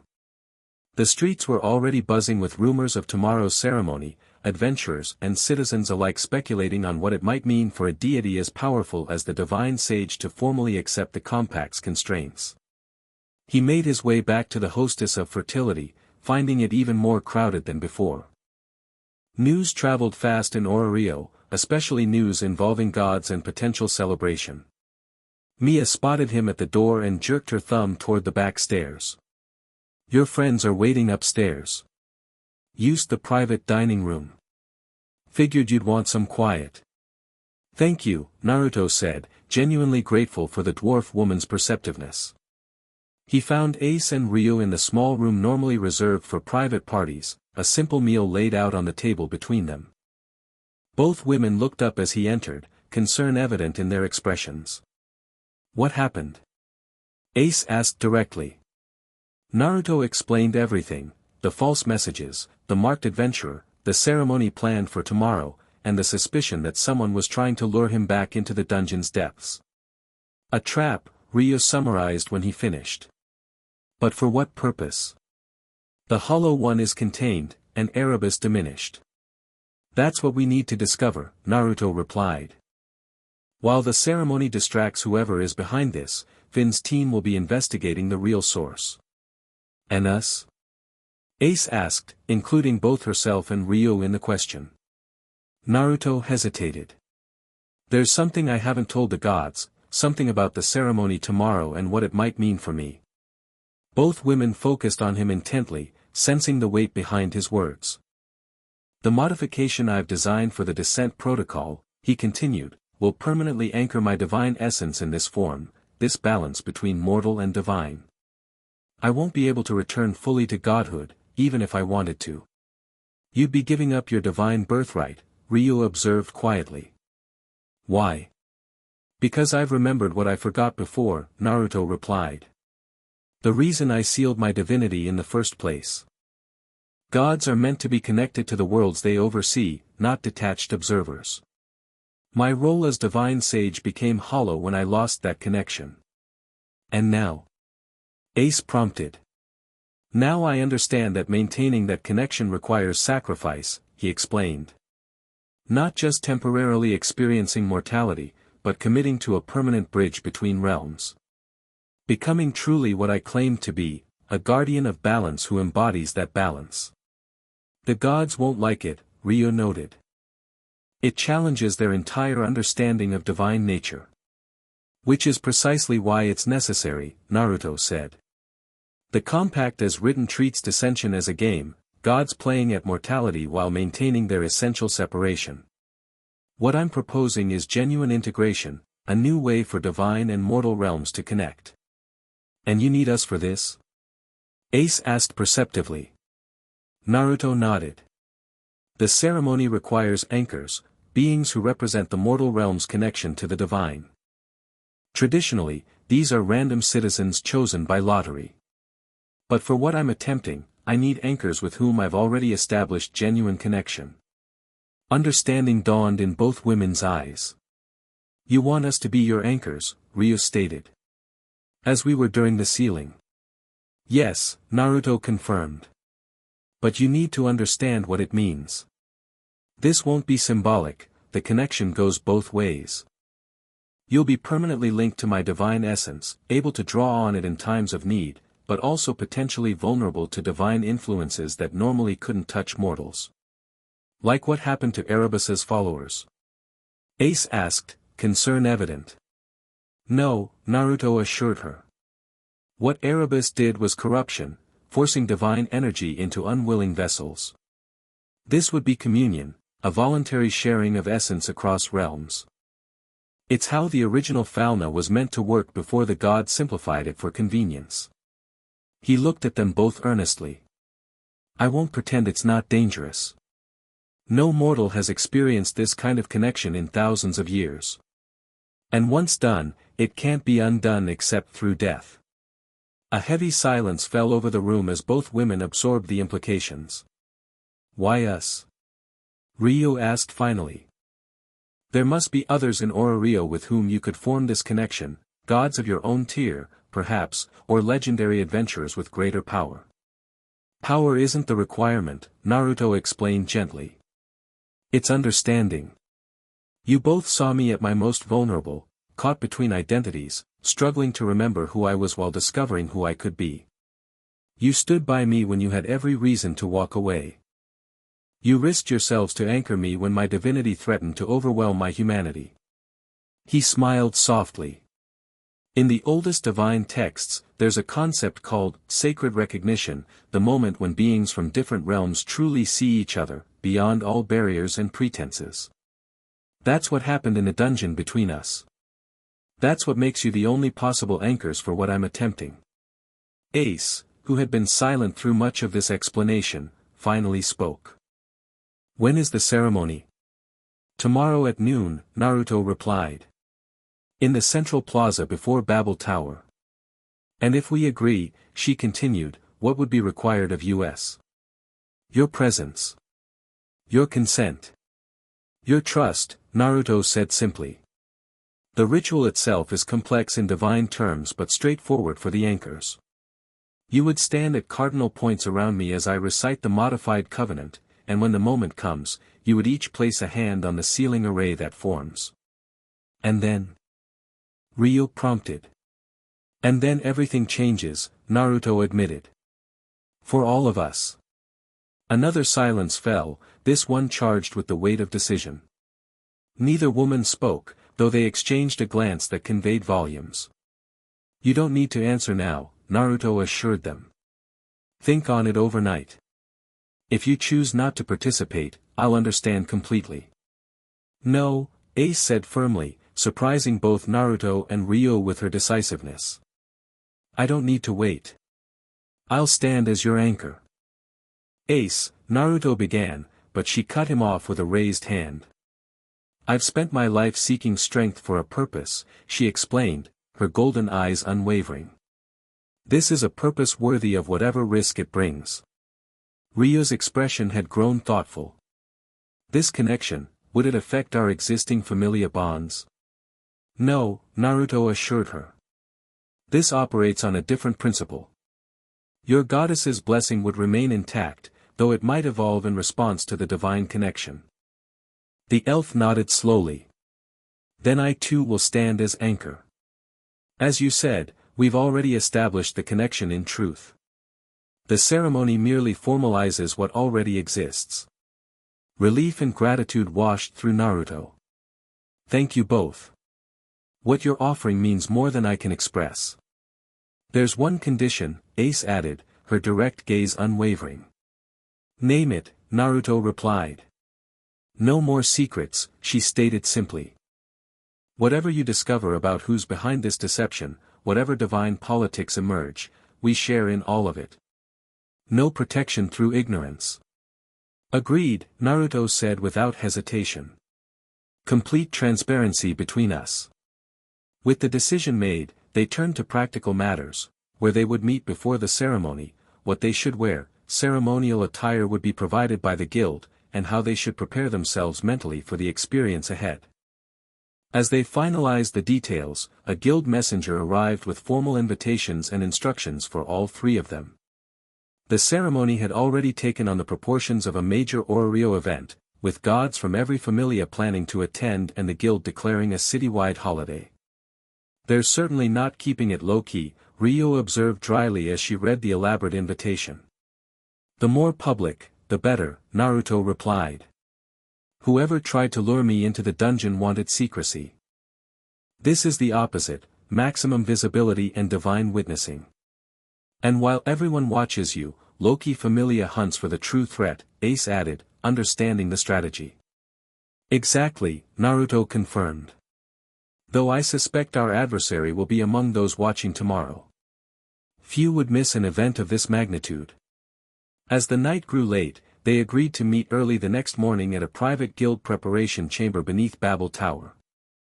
The ceremony itself would begin at noon, but the preparations, particularly for Naruto's modified covenant formula, would take several hours. Ace departed first, needing to inform Loki of her role in the ceremony. Though the goddess already knew of their connection, formal participation as an anchor would have implications for Ace's status in the familia. Ryuu remained behind as Naruto walked her to the door. "Are you certain about this path?" she asked quietly. "Giving up your full divinity permanently?" "More certain than I've been about anything in thousands of years," Naruto replied honestly. "My time as divine sage taught me that power without connection becomes hollow. My time here has shown me that connection is what gives purpose to power." Ryuu studied him, her green eyes searching his face. "The gods may never forgive you for challenging their understanding of divinity." "Perhaps," he acknowledged. "But the best lessons often begin with disruption." A small smile curved her lips. "A very mortal perspective for a divine being." "That's rather the point," he replied with an answering smile. As she left, Naruto felt a profound sense of rightness about the path ahead, complicated and unprecedented as it might be. Tomorrow would change everything, not just for him but for the very nature of interaction between realms. He spent the night in meditation, preparing the complex divine formulas he would need for the modified covenant. The traditional descent protocol required a god to seal their divine power completely, leaving only a small channel for bestowing fauna. Naruto's modification would instead create a regulated exchange, divine power flowing through prescribed pathways that maintained balance rather than separation. Morning came quickly. Naruto arrived at the guild preparation chamber to find both Ace and Ryuu already there, along with guild officials and divine representatives overseeing the preparations. Both women had been provided with ceremonial robes, Ace in gold and white, Ryuu in deep blue and silver, that marked them as divine anchors. "The plaza is already filling," one of the guild officials reported. "Every familia in Orario has sent representatives, and all available gods will be in attendance." "And security?" Naruto asked, thinking of their unknown adversary. "Maximum," the official assured him. "Guild enforcers, elite adventurers from multiple familias, and divine observers monitoring for any unauthorized power use." Naruto nodded, satisfied with the precautions. He turned to Ace and Ryuu, who were being briefed by a divine ceremony master on their roles. "Any questions or concerns?" he asked them quietly. "Just one," Ryuu replied. The divine ceremony master mentioned a third anchor position. "The ritual apparently requires 3 points of connection, a divine triangle. Who will be the third?" Naruto hesitated. "Traditionally, 3 mortals serve as anchors. But for what I'm attempting, I need only 2 mortal anchors. The third position will be filled by a divine essence fragment." "From which god?" Ace asked, immediately alert to potential complications. "From me," came a new voice as the door opened. Fin Dame entered, carrying a small crystal case. Inside rested a glowing golden sphere the size of a marble, unmistakably divine essence, but contained and controlled. "Loki has contributed a fragment of her divine essence to serve as the third anchor," Fin explained. "A gesture of support for the ceremony and the changes it represents." Naruto looked surprised.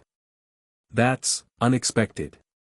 Divine essence sharing is rare, especially for a ritual of this nature." She said, and I quote, "Tell the sage I'm investing in the future of divine entertainment," Fin relayed with the ghost of a smile. "Though I suspect her true reasons are more complex." "They always are with Loki," Ace observed. The inclusion of divine essence as the third anchor point wasn't part of Naruto's original plan, but he quickly recognized its advantages. A divine anchor would strengthen the overall formula while symbolizing the balanced nature of what he was attempting, 2 mortal anchors, 1 divine, creating perfect triangulation. "Will it affect the connection between us?" Ryuu asked, clearly concerned about introducing another divine element to the ritual. "It will actually stabilize it," Naruto assured her after considering the magical implications. "Loki's essence will serve as a counterbalance, preventing the mortal anchors from being overwhelmed by my divine energy." The preparations continued as noon approached. Naruto was provided with ceremonial robes of his own, white and gold like Ace's, but with intricate red patterns symbolizing his status as divine sage. The three black orbs continued their orbit around him, now matching the rhythm of his movements perfectly as his control over his hybrid state improved. At 15 minutes before noon, guild officials escorted them through private passages toward the central plaza. They could hear the crowd long before they reached the exit, thousands of voices creating a background hum of excitement and anticipation. "Ready?" Naruto asked as they paused at the final doorway. Ace nodded, her expression determined. Ryu's answer was a slight smile and a steadying breath. The doors opened, and they emerged onto a raised platform constructed specifically for the ceremony. The plaza before Babel Tower had been transformed, concentric circles of seats surrounding a central ritual area marked with glowing divine script. Gods occupied the innermost circle, their auras creating a rainbow of subtle energies visible to Naruto's divine perception. Further out, representatives from every familia in Ryuu filled the remaining seats, adventurers in formal attire, supporters and craftsmen in their finest clothes, all gathered to witness an unprecedented event in the city's history. Aurena stood at the center of the ritual area, his ancient presence commanding immediate silence as Naruto and his anchors approached. The crowd's murmurs died away, leaving only the sound of the fountain in the distant corner of the plaza. "Citizens of Ryuu," Arenas intoned, his voice carrying effortlessly to every corner of the plaza. "Gods of the descended pantheon. We gather today to witness a covenant unprecedented in our history." He gestured to Naruto, who stepped forward into the ritual circle. The divine script beneath his feet glowed brighter in response to his presence. "The divine sage, keeper of balance between realms, comes before us to establish a new covenant, not of descent as we have known it, but of integration, of balance embodied." Murmurs rippled through the divine circle as Arenas acknowledged so openly the difference in what they were witnessing. Several gods shifted uncomfortably, while others leaned forward with undisguised interest. "As is tradition, the sage has chosen anchors to ground his covenant in the mortal realm," Arenas continued, gesturing to Ace and Ryuu. Ace Wallenstein of Loki Familia and Ryuu Lion, once of Astrea Familia, now independent, stand as mortal witnesses and conduits. The two women stepped forward, taking positions at 2 points of the triangular formation marked on the ritual circle. "And in recognition of the balanced nature of this covenant," Arenas added, "a divine anchor completes the triangle." He nodded to Finn, who approached with the crystal case. Loki herself rose from the divine circle, her usual playful demeanor replaced with formal dignity as she accepted the case from Finn. She opened it, revealing the glowing essence fragment, and placed it at the third point of the triangle. "My contribution to this historic moment," she announced, loud enough for all to hear. "May it serve as bridge between old ways and new." With the 3 anchor points established, Arenas stepped back. "Divine Sage, the circle is prepared. Speak your covenant." Naruto moved to the center of the triangle, the black orbs accelerating their orbit as he gathered his power. He raised his hands, and divine script appeared in the air before him, glowing golden symbols that shifted and evolved as he shaped them. "I come not to descend, but to transcend," he began, his voice resonating with divine authority yet tempered with mortal warmth. "Not to separate realms, but to bridge them. Not to play at mortality, but to honor it as equal to divinity." The script floating before him expanded, forming a complex array that surrounded the entire triangle. The gods in the audience stirred, many recognizing elements of the traditional descent protocol woven with something older, more primal. "I renounce neither divinity nor mortality, but embrace the balance between," Naruto continued. "I accept the compact's principles of restraint and respect, while expanding its vision to include true communion between realms." The array began to spin slowly, layers of divine formula interlocking in patterns that even the oldest gods had never witnessed. Arenas himself watched with undisguised fascination, recognizing ancient principles that predated the current compact. Through these anchors, Naruto gestured to Ace, Ryuu, and Loki's essence, "I establish a covenant of balance." Divine power regulated not by separation but by harmonious flow. Mortality honored not through mimicry but through genuine connection. The spinning array accelerated, divine energy building as the formula approached its activation point. Naruto looked to his anchors, giving them a small nod. As practiced, Ace and Ryuu each extended a hand toward the center of the triangle, palms facing the array. Loki's essence fragment rose from its position, hovering at the same height as their hands. By my authority as divine sage, keeper of balance between realms, I establish this new covenant, Naruto proclaimed. Let what was separate become connected. Let what was divided become whole. The array collapsed inward, condensing into a sphere of pure divine energy at the center of the triangle. Streams of golden light extended from the sphere to each anchor point, connecting to Ace's extended hand, to Ryu's palm, and to Loki's essence fragment. The moment of connection was blinding, a surge of divine power flowing through the established channels, seeking balance and harmony rather than dominance. Ace and Ryu remained steady despite the visible energy coursing through them, their expressions reflecting determination rather than pain.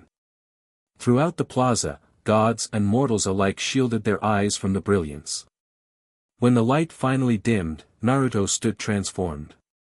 The three black orbs had integrated with his being, no longer orbiting externally but manifesting as three small, stylized markings across his chest, visible through his ceremonial robes as glowing symbols. His divine aura had changed as well, becoming less overwhelming to mortal perception while retaining its fundamental nature. Most significantly, a new symbol had appeared on the ground beneath him, a triangular marking that connected the positions of Ace, Ryu, and the divine essence, with Naruto at its center. The symbol pulsed once, twice, then sank into the stone, becoming a permanent part of Ororio itself. It is done, Arenas announced into the stunned silence that followed. The covenant is established and witnessed by gods and mortals alike. For a moment, no one moved or spoke. Then, from somewhere in the audience, applause began, hesitant at first, then spreading until the entire plaza echoed with it. Not all joined in, several gods remained seated with expressions ranging from concern to outright disapproval, but the overall response was one of awed acceptance. Naruto turned to his anchors. Both women appeared unchanged physically, but he could sense the connection now established between them, a subtle resonance of shared energy that would grow stronger with time. "How do you feel?" he asked them quietly as Arenas addressed the crowd with formal closing statements. "Different," Ace replied simply, examining her hand where the golden energy had connected. A faint mark remained, a small symbol that matched one of the three now integrated into Naruto's chest. "Stronger, but not just in power. In certainty." Ryu nodded in agreement. "There's a clarity I didn't expect." As if seeing through a cleaner lens. She too bore a small mark on her palm, corresponding to another of the symbols on Naruto's chest. The ceremony concluded with formal declarations from Arenas about the implications for the divine compact, carefully worded statements that acknowledged the unprecedented nature of what had occurred while reassuring the other gods that the fundamental principles of restraint and respect remained intact. As the crowds began to disperse, several deities approached the platform, clearly intending to speak with Naruto directly about the modified covenant. Before they could reach him, however, a guild official rushed onto the platform, face pale with urgency. "Divine Sage," the official addressed Naruto, bowing hastily. "An emergency message from Captain Finn." Naruto immediately tensed, remembering the investigation that had been proceeding during the ceremony. "What is it?" "His team discovered something in the guild archives," the official reported quietly. "Records altered, reports falsified. And a name, someone calling themselves the Architect, who claims responsibility for the false messages." "The Architect?" Naruto repeated, the name triggering no recognition. "Did they find any indication of who this might be?" "No, but," the official hesitated, glancing at Ace and Ryu. "They are my anchors now," Naruto stated firmly. "Whatever you know, they can hear." The official nodded reluctantly. Captain Finn believes whoever altered the records had access to divine script, patterns similar to what was found on the injured adventurer. He requests your presence in the guild archives immediately. We'll go now, Naruto decided, looking to Ace and Ryuu, who nodded their agreement. They slipped away from the ceremonial platform before the approaching gods could intercept them, following the guild official through back passages toward the restricted archive levels beneath Babel Tower. Something's happening, Naruto said as they hurried through the corridors. I can feel it through the new connection, a disturbance in the divine energy patterns of the city. The ceremony changed something, Ace observed. Not just in us, but in Ororio itself. The triangular symbol that sank into the ground, Ryuu realized. It wasn't just ceremonial, was it? No, Naruto confirmed. It was a key, unlocking something that was hidden before.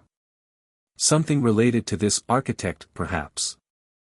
They reached the archives to find Finn and Reveria examining ancient scrolls spread across a large table.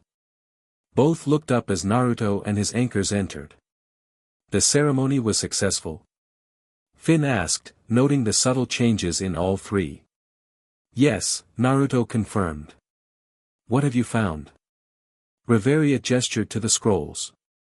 Records of Orario's founding, specifically, the construction of the earliest levels of Babel Tower. There are references here to an entity called the Architect, who designed the original structure to contain and channel the dungeon's energy. A god? Naruto asked, examining the ancient text. Not exactly, Reveria replied. The text describes the Architect as neither god nor mortal, but something that walks between, shaping reality through understanding of both realms. The description sent a chill through Naruto. That sounds like what you've just become, Finn finished gravely. A being balanced between divine and mortal nature. It can't be coincidence, Ryuu stated, studying the scrolls over Reveria's shoulder. These records being altered just as you prepared to establish a similar state of being. There's more, Finn added. The falsified expedition reports led us to examine the original blueprints of Babel Tower. There's an entire section that doesn't appear on any current maps, a chamber beneath the known foundation levels, predating even Arena's establishment of the guild. A chamber designed by this architect, Naruto surmised. Yes, Reveria confirmed. And according to these notes, it was designed specifically to house something called the Divine Fragment, a piece of primordial divine essence preserved from before the compact. Before the compact? Ace repeated, frowning. What does that mean? It means, Naruto said slowly, pieces falling into place, that something exists in Ororio that predates the current divine order. Something from when gods and mortals interacted by different rules. A tremor suddenly shook the archive room, causing scrolls to roll off the table and dust to fall from the ceiling. That wasn't the dungeon, Finn said sharply, steadying himself against the table. No, Naruto agreed, extending his senses outward. It came from beneath Babel Tower itself, from the foundation levels. Another tremor, stronger than the first, rattled the room. In the distance, they could hear shouts of alarm from upper levels of the tower. The ceremony, Naruto realized aloud. The triangular seal I created, it must have activated something in this hidden chamber. A resonance pattern responding to the balanced divine energy. We need to investigate immediately, Finn decided. Reveria, alert Loki and Arenas. The rest of us will descend to the foundation levels. With quick efficiency born of countless expeditions, they organized their approach. Finn led the way, using his thumb's prediction ability to guide them through the rarely used maintenance passages that led to Babel Tower's deepest levels. As they descended, Naruto explained what he understood of the situation to Ace and Ryuu through their newly established connection. The link between them had already strengthened, allowing for communication that went beyond words, impressions, intuitions, and shared awareness flowing naturally. This architect, Ryuu mused as they navigated the ancient corridors. If they existed before the compact, they might have been something like what you've become, a bridge between realms. But why reveal themselves now? Ace questioned. And through such indirect means? Testing, perhaps, Naruto suggested. Seeing if I would blindly follow the lure into the dungeon, or choose a more balanced path. A test you passed by choosing the ceremony instead, Finn observed from ahead. Establishing yourself publicly in Ororio rather than isolating yourself in the dungeon depths. They reached the lowest known level of Babel Tower, a vast circular chamber filled with massive support pillars that anchored the tower to the dungeon entrance below.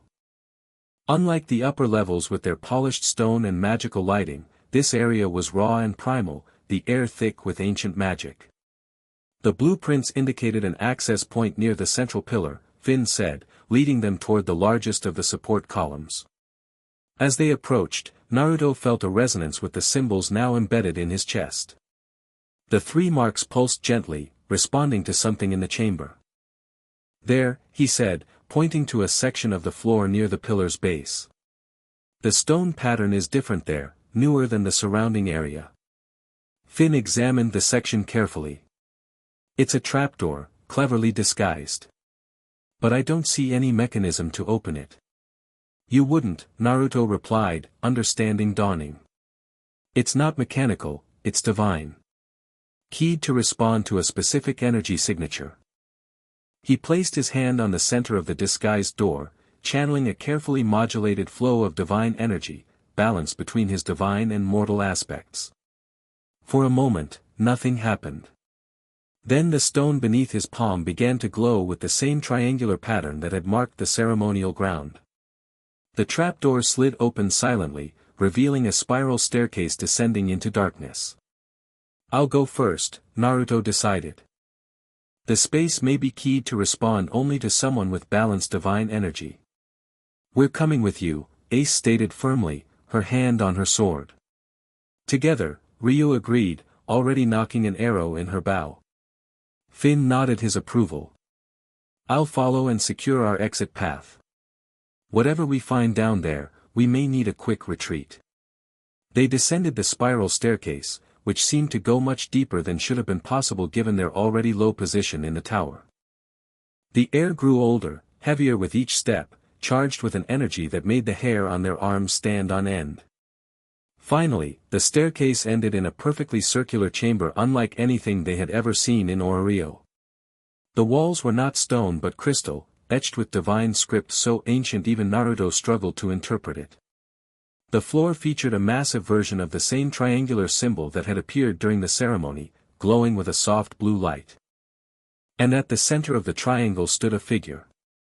Humanoid in shape but indistinct, as if composed of light and shadow rather than flesh, the figure seemed to shift and change as they watched. Sometimes appearing male, sometimes female, sometimes neither, its only constant feature was eyes of impossible depth, windows to what seemed like eternity. Divine Sage, the figure greeted, its voice resonating directly in their minds rather than through the air. Or should I say, fellow bridge? Naruto stepped forward, instinctively positioning himself slightly ahead of Ace and Ryuu. You're the architect. The figure inclined what passed for its head.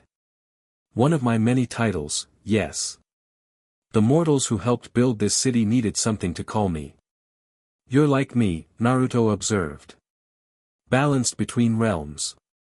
The first, the architect confirmed. Though not by choice, as you were. My nature was, an accident of creation.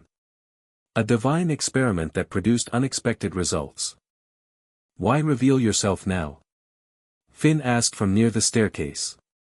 Why the elaborate deception with the false messages?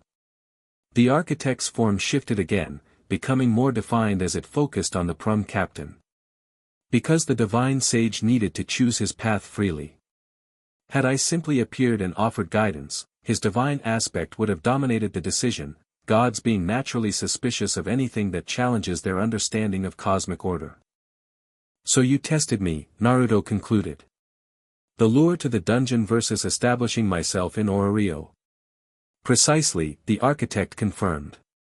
Had you chosen isolation and individual power, retreating to the dungeon to investigate alone, you would have eventually returned to pure divinity, abandoning the balance you now seek to maintain. And now? Ryuu questioned. What purpose does revealing yourself serve? The architect's form shifted toward her, seeming almost approving. Perspective, daughter of Astrea. The divine sage has committed to a path no deity has walked since the earliest days of creation. Such a journey requires understanding of what came before, the original relationship between realms before the compact divided them. You said you were an accident of creation, Ace noted. What did you mean? In the beginning, the architect explained, the barriers between divine and mortal were permeable. Gods and mortals intermingled freely, divine energy flowing between realms without regulation. I was born of such a union, neither fully divine nor fully mortal, but a true hybrid. When the compact was established to separate the realms, beings like me became impossible, until now. The architect gestured to Naruto and his anchors. What you have created, this triangulated balance between divine and mortal essence, echoes the original state of creation. It is both ancient and revolutionary, a return to first principles while establishing something entirely new. The purpose of your test, Naruto realized. You wanted to see if I would rediscover this balance naturally, without prior knowledge biasing my approach. Yes, the architect confirmed. Had I simply told you what was possible, your divine aspect would have approached it as a technical problem rather than an organic evolution. The connection you've established with your anchors, the figure nodded toward Ace and Ryuu, is genuine precisely because it wasn't calculated. Why does this matter? Finn asked, ever practical. What difference does the divine sage's choice make to Ryuu or to you? The architect's form seemed to sigh, becoming momentarily more substantial before shifting back to its fluid state. Because the compact is failing, Captain Dame. Has been failing for centuries, though few have noticed. The rigid separation between realms creates pressure, divine energy building against artificial constraints, mortal potential stunted by arbitrary limitations. The Hollow One, Naruto said suddenly. It's a symptom of this failure, isn't it? Not just an external threat, but a manifestation of cosmic imbalance. Perceptive, the architect acknowledged. The Hollow One feeds on the energy wasted by the compact's inefficient design, divine power that could flow naturally between realms, instead diverted into a void between worlds. Your new seal contains it temporarily, but the underlying problem remains. And my new covenant? Naruto asked. The balance I've established? A first step, the architect replied. A proof that integration is possible without chaos, that connection can replace separation as the guiding principle between realms. The implications were staggering. Naruto looked to his anchors, sensing their reactions through their shared connection, Ace's strategic mind already calculating the practical consequences, Ryuu's more philosophical nature contemplating the ethical dimensions. You're proposing a complete revision of the divine compact, Naruto stated. Not just for me, but potentially for all gods. Eventually, the architect confirmed. Though change of this magnitude must occur gradually, with careful guidance. Which is why I've remained hidden until now, waiting for someone with both the authority and perspective to initiate such transformation properly.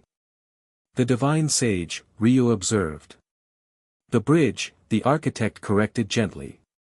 His title matters less than his nature, balanced between realms, connected to both, beholden to neither. Another tremor shook the chamber, this one causing cracks to appear in the crystalline walls. What's happening? Ace demanded, hand moving to her sword. Resistance, the architect explained calmly. The current compact does not yield easily to change. There are safeguards built into the divine order, automatic responses to perceived threats. Meaning what, exactly? Finn pressed. Meaning that certain gods will soon find themselves compelled to oppose this evolution, the architect replied. Not by choice, but by the compact's self-preservation mechanisms. Divine instinct will override individual will. As if to confirm this warning, a distant sound reached them, something between a bell tone and a thunderclap, reverberating through the tower above. The divine assembly, Naruto recognized. They're being called to emergency council. We need to return to the surface, Finn decided immediately. If gods are being compelled against their will, the situation could become dangerous quickly. Wait, Naruto said, turning back to the architect. What do we do? How do we prevent conflict between those who accept change and those compelled to resist it? The architect's form began to fade, becoming less substantial with each passing moment. Show them what true balance looks like, bridge. Not through argument but through demonstration. The triangulation you've established, divine, mortal, and the space between, contains the formula for evolution. The three symbols, Naruto realized, looking down at the marks now embedded in his chest. They're not just connection points, they're a formula. The beginning of one, the architect confirmed, now barely visible. Complete it by finding what lies at the center of the triangle, the point where all realms meet in perfect harmony. Where is that? Ace asked urgently as the figure faded further. Where it has always been, came the reply, now more impression than voice. Beneath the heart of the dungeon, beyond the hollow one seal, in the space between spaces. And then the architect was gone, leaving only a lingering sense of ancient power in the chamber. Another, stronger tremor shook the room, pieces of crystal falling from the walls as the structure began to destabilize. We need to go, Finn urged, already moving toward the stairs. This chamber is collapsing. They ascended rapidly, the staircase crumbling behind them as they climbed. They barely made it through the trapdoor before the entire passage collapsed, sealing the architect's chamber once more. The foundation level of Babel Tower was in chaos when they emerged, guild officials rushing about, alarm bells ringing throughout the structure. Above them, they could hear the commotion of hundreds of voices, gods and mortals alike responding to whatever was happening in the upper levels. What's going on? Naruto demanded of a passing guild officer. Divine conflict, the man replied tersely. Multiple gods manifesting combat auras in violation of the compact. The guild is evacuating civilians from Babel Tower and the surrounding plaza. It's starting already, Ryuu observed grimly. The resistance the architect warned about. We need to reach the Divine Council chamber, Naruto decided. See firsthand which gods are being affected and how. They made their way upward through the tower, encountering increasingly frantic evacuation efforts. Most mortals gave them a wide berth, recognizing the divine sage and his companions as being directly involved in whatever was unfolding. When they finally reached the council level, they found the large doors to the chamber barred from within. Divine energy pulsed around the frame, a containment barrier to prevent what was happening inside from affecting the rest of the tower. Stand back, Naruto instructed, studying the barrier. This is high-level divine protection magic, but... He pressed his palm against the door, channeling his balanced energy through the connection. The barrier resisted for a moment, then recognized his unique signature, neither fully divine nor mortal, and parted just enough to allow their group to pass. The scene inside the council chamber was chaos incarnate. Nearly 50 gods were present, divided into clearly opposing factions. On one side stood those maintaining their normal appearance and demeanor, Loki among them, looking more serious than Naruto had ever seen her. On the other side, perhaps 20 gods stood with eyes glowing unnaturally, their divine auras manifesting visibly around them in direct violation of the compact's most fundamental restriction. Arenas stood between the factions, his ancient power fully manifested in an attempt to contain the situation. Divine Sage, he acknowledged as Naruto and his companions entered. You return to a troubling development. The compact is defending itself, Naruto observed, seeing the unnatural glow in the eyes of the affected gods. Compelling these deities to oppose any change to the established order. Yes, Arenas confirmed grimly. Moments after your ceremony concluded, these gods began manifesting combat aspects, something that should be impossible under the compact's constraints. They're not in control, Loki added, approaching from the unaffected group. Whatever's happening, it's overriding their individual will. Even Hephaestos and Goibniu are affected, gods who supported your covenant openly during the ceremony. Naruto studied the affected deities carefully. Through his enhanced perception, he could see the pattern now, threads of divine energy connecting them directly to something deeper, older than the current compact. It's the original divine hierarchy asserting itself, he realized aloud. The system that preceded the compact, activated by the triangulation formula we established during the ceremony. Can you reverse it? Arenas asked. These gods cannot maintain manifested divine power in the mortal realm for long without causing catastrophic damage to the surrounding area. Reversing would mean undoing the balance we've established, Naruto replied. And according to the architect, that would only delay an inevitable breakdown of the compact itself. The architect? Arenas repeated sharply. You've spoken with this entity? Just now, beneath the tower, Finn confirmed. A being that predates the compact, existing in balance between realms. Another tremor shook the chamber as one of the affected gods, Dionysus, lost further control, his divine aura expanding violently and cracking the stone floor beneath him. We're running out of time, Loki warned. Either find a solution or we'll need to forcibly return these gods to the divine realm before they level Babel Tower. Naruto looked to Ace and Ryuu, their connection allowing him to share his thoughts without words. Both women immediately understood what he was considering, completing the triangulation formula as the architect had suggested, finding the center point where perfect balance could be achieved. We need to go to the seal chamber, he told them. Beneath the heart of the dungeon, beyond the Hollow One's containment. That's where we'll find the answer. That's a journey of hours, even at maximum speed, Finn objected. These gods will lose control long before you reach the deep floors. Not if we go directly, Naruto replied, his mind racing through possibilities. The triangulation formula we established, it's not just a symbolic representation. It's an actual pathway between points in real space. A teleportation matrix, Ryuu realized, her elven knowledge of ancient magic connecting the concepts. Exactly, Naruto confirmed. With anchor points already established, we should be able to travel directly to the seal chamber without physically crossing the intervening space. How? Ace asked practically. None of us has used such magic before. The formula is embedded in our connection now, Naruto explained, indicating the matching symbols they each carried. If we combine our energies in the correct configuration, it should create a direct pathway. Another, more violent tremor shook the chamber as two more gods began to lose control of their manifested power. Cracks spread across the walls and ceiling, divine energy leaking through invisible streams. Whatever you're going to do it quickly, Arenas urged. I cannot contain this much unregulated divine power for long. Naruto nodded, turning to his anchors. Form the triangle, he instructed, moving to create space in the center of the chamber.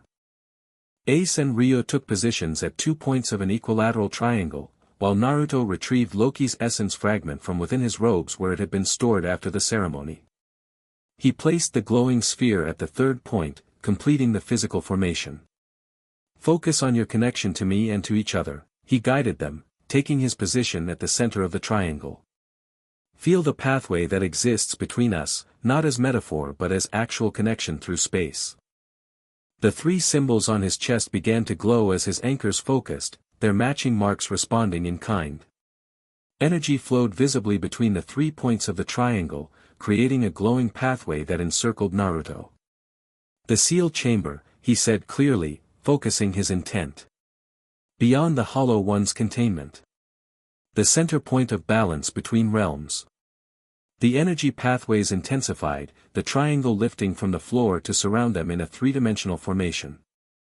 Divine script appeared along the edges, ancient formulas that described the relationship between points in space and the paths that connected them. Now! Naruto called, channeling his balanced energy into the center of the formula. The triangle collapsed inward, energy converging in a brilliant flash that engulfed the 3 of them completely. For a moment, they existed everywhere and nowhere, between spaces, outside normal reality. Then, with a sensation like passing through a thin membrane, they materialized in a new location. The seal chamber looked dramatically different from when they had left it days before. The crystal structure at its center, the hollow one's containment, glowed with steady golden light, the corruption completely purged from its surface. But beyond it, where there had been only solid rock before, now stood an archway of pure crystal, opening into a space that seemed to exist between dimensions. "We made it," Ace observed, recovering quickly from the disorienting transportation. "The space beyond the seal," Ryuu added, studying the crystal archway with wonder. "The center point the architect mentioned." Naruto approached the archway cautiously, his divine senses extending to analyze what lay beyond.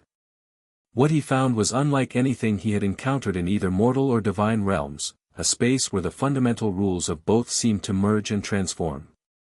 "This is it," he confirmed. "The true center of the triangle, the point where divine and mortal realms naturally intersect. It's been hidden all this time, concealed behind the hollow one's seal." "What do we do?" Ace asked, hand resting instinctively on her sword despite the absence of any visible threat. "We complete the formula," Naruto replied, understanding flowing through him as he studied the archway. "The triangulation we established was only half of the equation.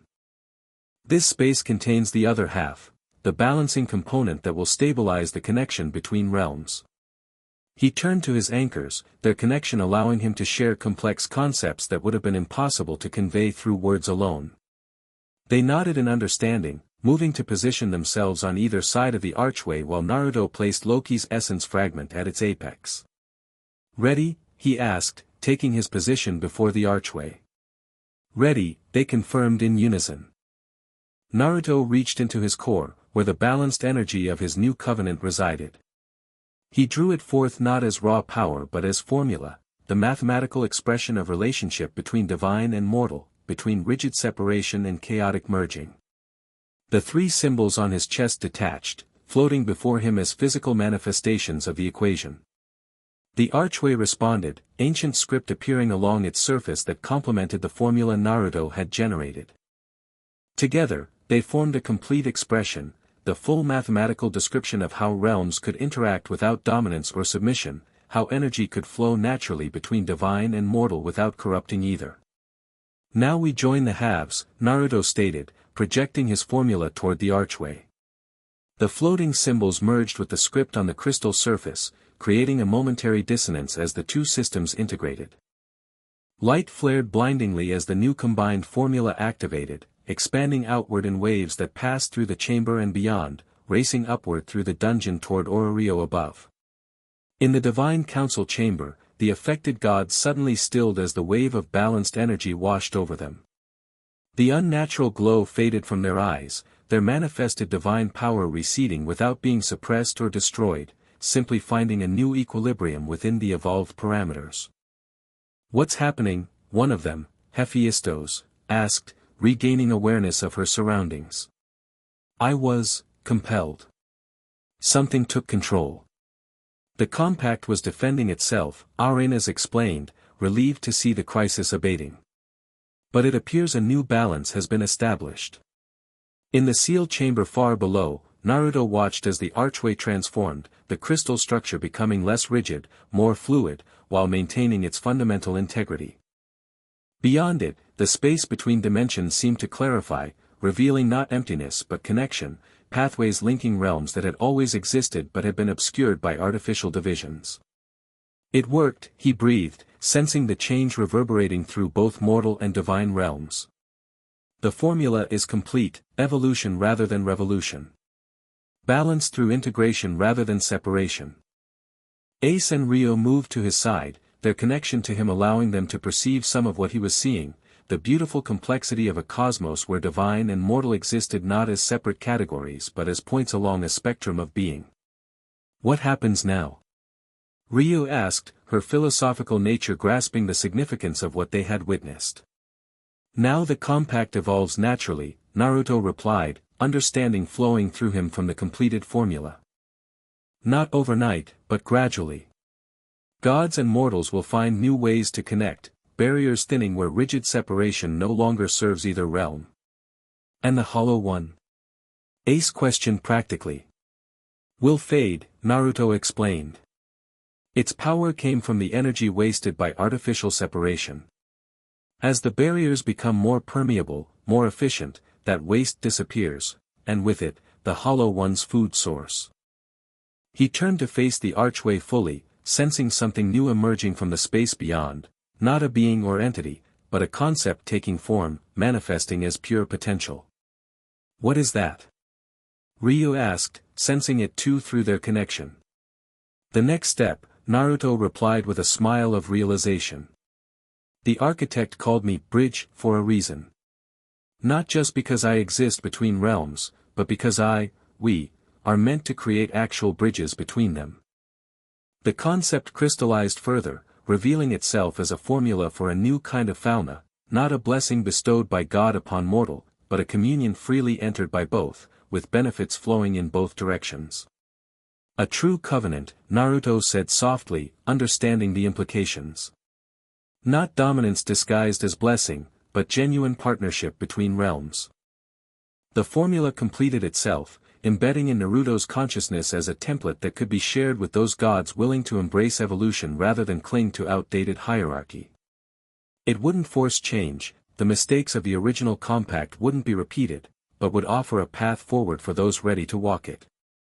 We should return, Ace suggested after they had absorbed the significance of what they had witnessed.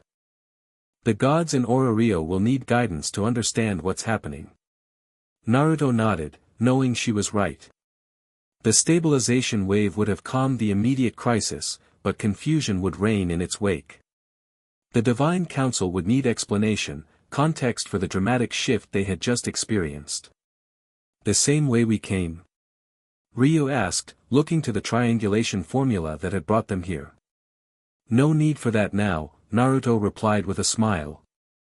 The pathways are open naturally. We can simply step through. He gestured toward the archway, which had transformed into something like a window, showing the Divine Council chamber directly despite the miles of dungeon that physically separated them. After you, he offered to his anchors.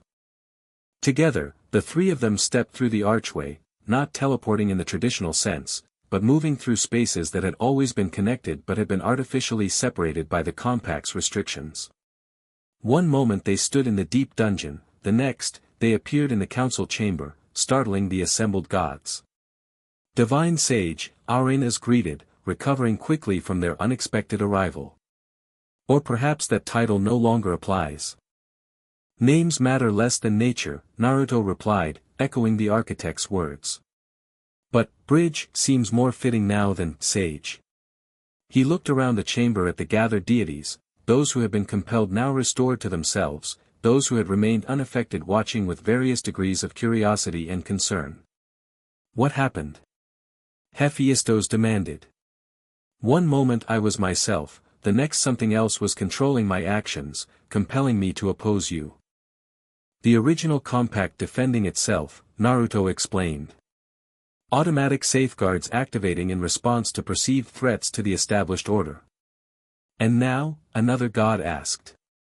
The compulsion is gone, but something feels different. The barriers feel thinner. Because they are, Naruto confirmed. The compact hasn't been broken, but it has evolved. Rigid separation is giving way to permeable connection, a more natural, more efficient relationship between realms. He went on to explain what they had discovered, the architect's revelations, the hidden space beyond the Hollow One's seal, the completed formula that allowed for evolution rather than revolution. As he spoke, the gods listened with expressions ranging from fascination to deep concern. This changes everything, one of them finally said. The relationship between gods and mortals, the very nature of fauna and blessing. Not immediately, Naruto assured them. Change will come gradually, as gods and mortals alike discover new possibilities within the evolved compact. Nothing is being forced, each deity will choose their own path forward. And those who prefer the old ways, a god asked pointedly. May continue as before, Naruto replied simply. The evolution allows for greater freedom in both directions, those who value traditional separation may maintain it, while those who seek deeper connection now have a path to achieve it. This reassurance seemed to calm many of the concerned gods, though skepticism remained evident in some expressions. What happens next? Loki asked, surprisingly serious as she stepped forward to reclaim her essence fragment, which Naruto handed to her with a gesture of thanks. Integration, he replied. I'll work with interested deities to share the new covenant formula, those who wish to establish deeper connections with their familias while maintaining appropriate boundaries. And your role in all this? Arenas questioned. Bridge between realms, evolved from divine sage, what does that mean for Ryuu and the dungeon? Naruto looked to Ace and Ryuu, drawing strength from their steady presence beside him. Through their connection, he sensed their thoughts, not directing his answer but supporting his authenticity. It means I remain here, he said finally. Not separate from either divine or mortal realm, but connected to both. Guardian of the balance we've established, teacher for those who seek new understanding, explorer of possibilities that exist between traditional categories. He smiled slightly. It means I create a new kind of familia, not based on hierarchy but on genuine connection. A familia that serves as living example of what's possible when artificial barriers give way to natural communion. The idea resonated through the chamber, causing ripples in the divine energy that suffused the space. Several gods leaned forward with evident interest, while others sat back, clearly preferring to observe developments before committing themselves. A bold vision, Arenas acknowledged. One that honors the compact's original intent while allowing for necessary evolution. Exactly, Naruto confirmed. Evolution, not revolution. Growth, not destruction. The council continued for hours as implications were discussed, questions raised and addressed, concerns acknowledged and explored. Throughout, Naruto found himself supported not just by Ace and Ryuu's physical presence, but by their perspectives flowing through their shared connection, Ace's practical insights balancing Ryuu's philosophical depth, both grounding his explanations in ways that made them accessible to gods and mortals alike. As the council finally adjourned near dawn, the gods departed to consider what they had learned and to share appropriate elements with their respective familias. Many would take a wait-and-see approach, allowing others to pioneer the new possibilities before risking change themselves. Some, like Loki, seemed eager to explore the evolved compact immediately, seeing opportunity in being first to embrace new patterns. Well, Loki said as she prepared to leave, her usual mischievous smile returning, you certainly know how to throw a party, Bridge. First a ceremony that nearly tears Babel Tower apart, then a cosmic evolution that rewrites divine-mortal relations. What's next? Redesigning the dungeon itself. One step at a time, Naruto replied with a smile of his own. Though the dungeon will likely evolve naturally in response to the changes we've initiated. It was always meant to be a connection point between realms, not just a source of magic stones and monster drops. Tell that to the guild's economic forecasters, Loki quipped before growing momentarily serious. Your anchors, she glanced at Ace and Ryuu, they're welcome at the Twilight Manor whenever they wish to return. No hard feelings about borrowed familias or independent contracts. With that surprisingly gracious statement, she departed, leaving Naruto alone with his anchors in the now empty council chamber. She took that well, Ryuu observed. I expected more resistance to the idea of a familia member forming such a strong connection outside her influence. Loki sees farther than most gods, Naruto replied. She recognizes that the evolved compact ultimately benefits everyone, more efficient energy flow, deeper connections, new possibilities for growth on all sides. And what about us? Ace asked directly, her golden eyes meeting his. You're anchors in this new world you've helped create. Naruto turned to face them both fully, the connection between them flowing with warmth and sincerity. That depends on what you want. The bond we've established exists beyond traditional categories, neither fauna nor divine ownership, but genuine connection between beings who recognize each other across artificial boundaries. You're offering a choice, Ryuu realized. Always, Naruto confirmed. That's the fundamental principle of the evolved compact, authentic choice rather than compelled hierarchy. You can remain as you are, return to your previous affiliations with our connection maintained as an additional layer. Or, Ace prompted. Or you can join what I'm creating, a new kind of familia that embodies the bridge between realms. Not followers of a god, but partners in exploration, discovering together what's possible when we stop limiting ourselves to traditional categories. The offer hung in the air between them, significant not just for their personal futures but as the first example of the new covenant in practice. Ace and Ryuu exchanged glances, their own connection having deepened through shared experience. Then, with characteristic directness, Ace spoke first. "I've spent my life seeking strength for a purpose," she said. "The Evolved Compact offers new kinds of strength, new ways to grow beyond what traditional fauna allows.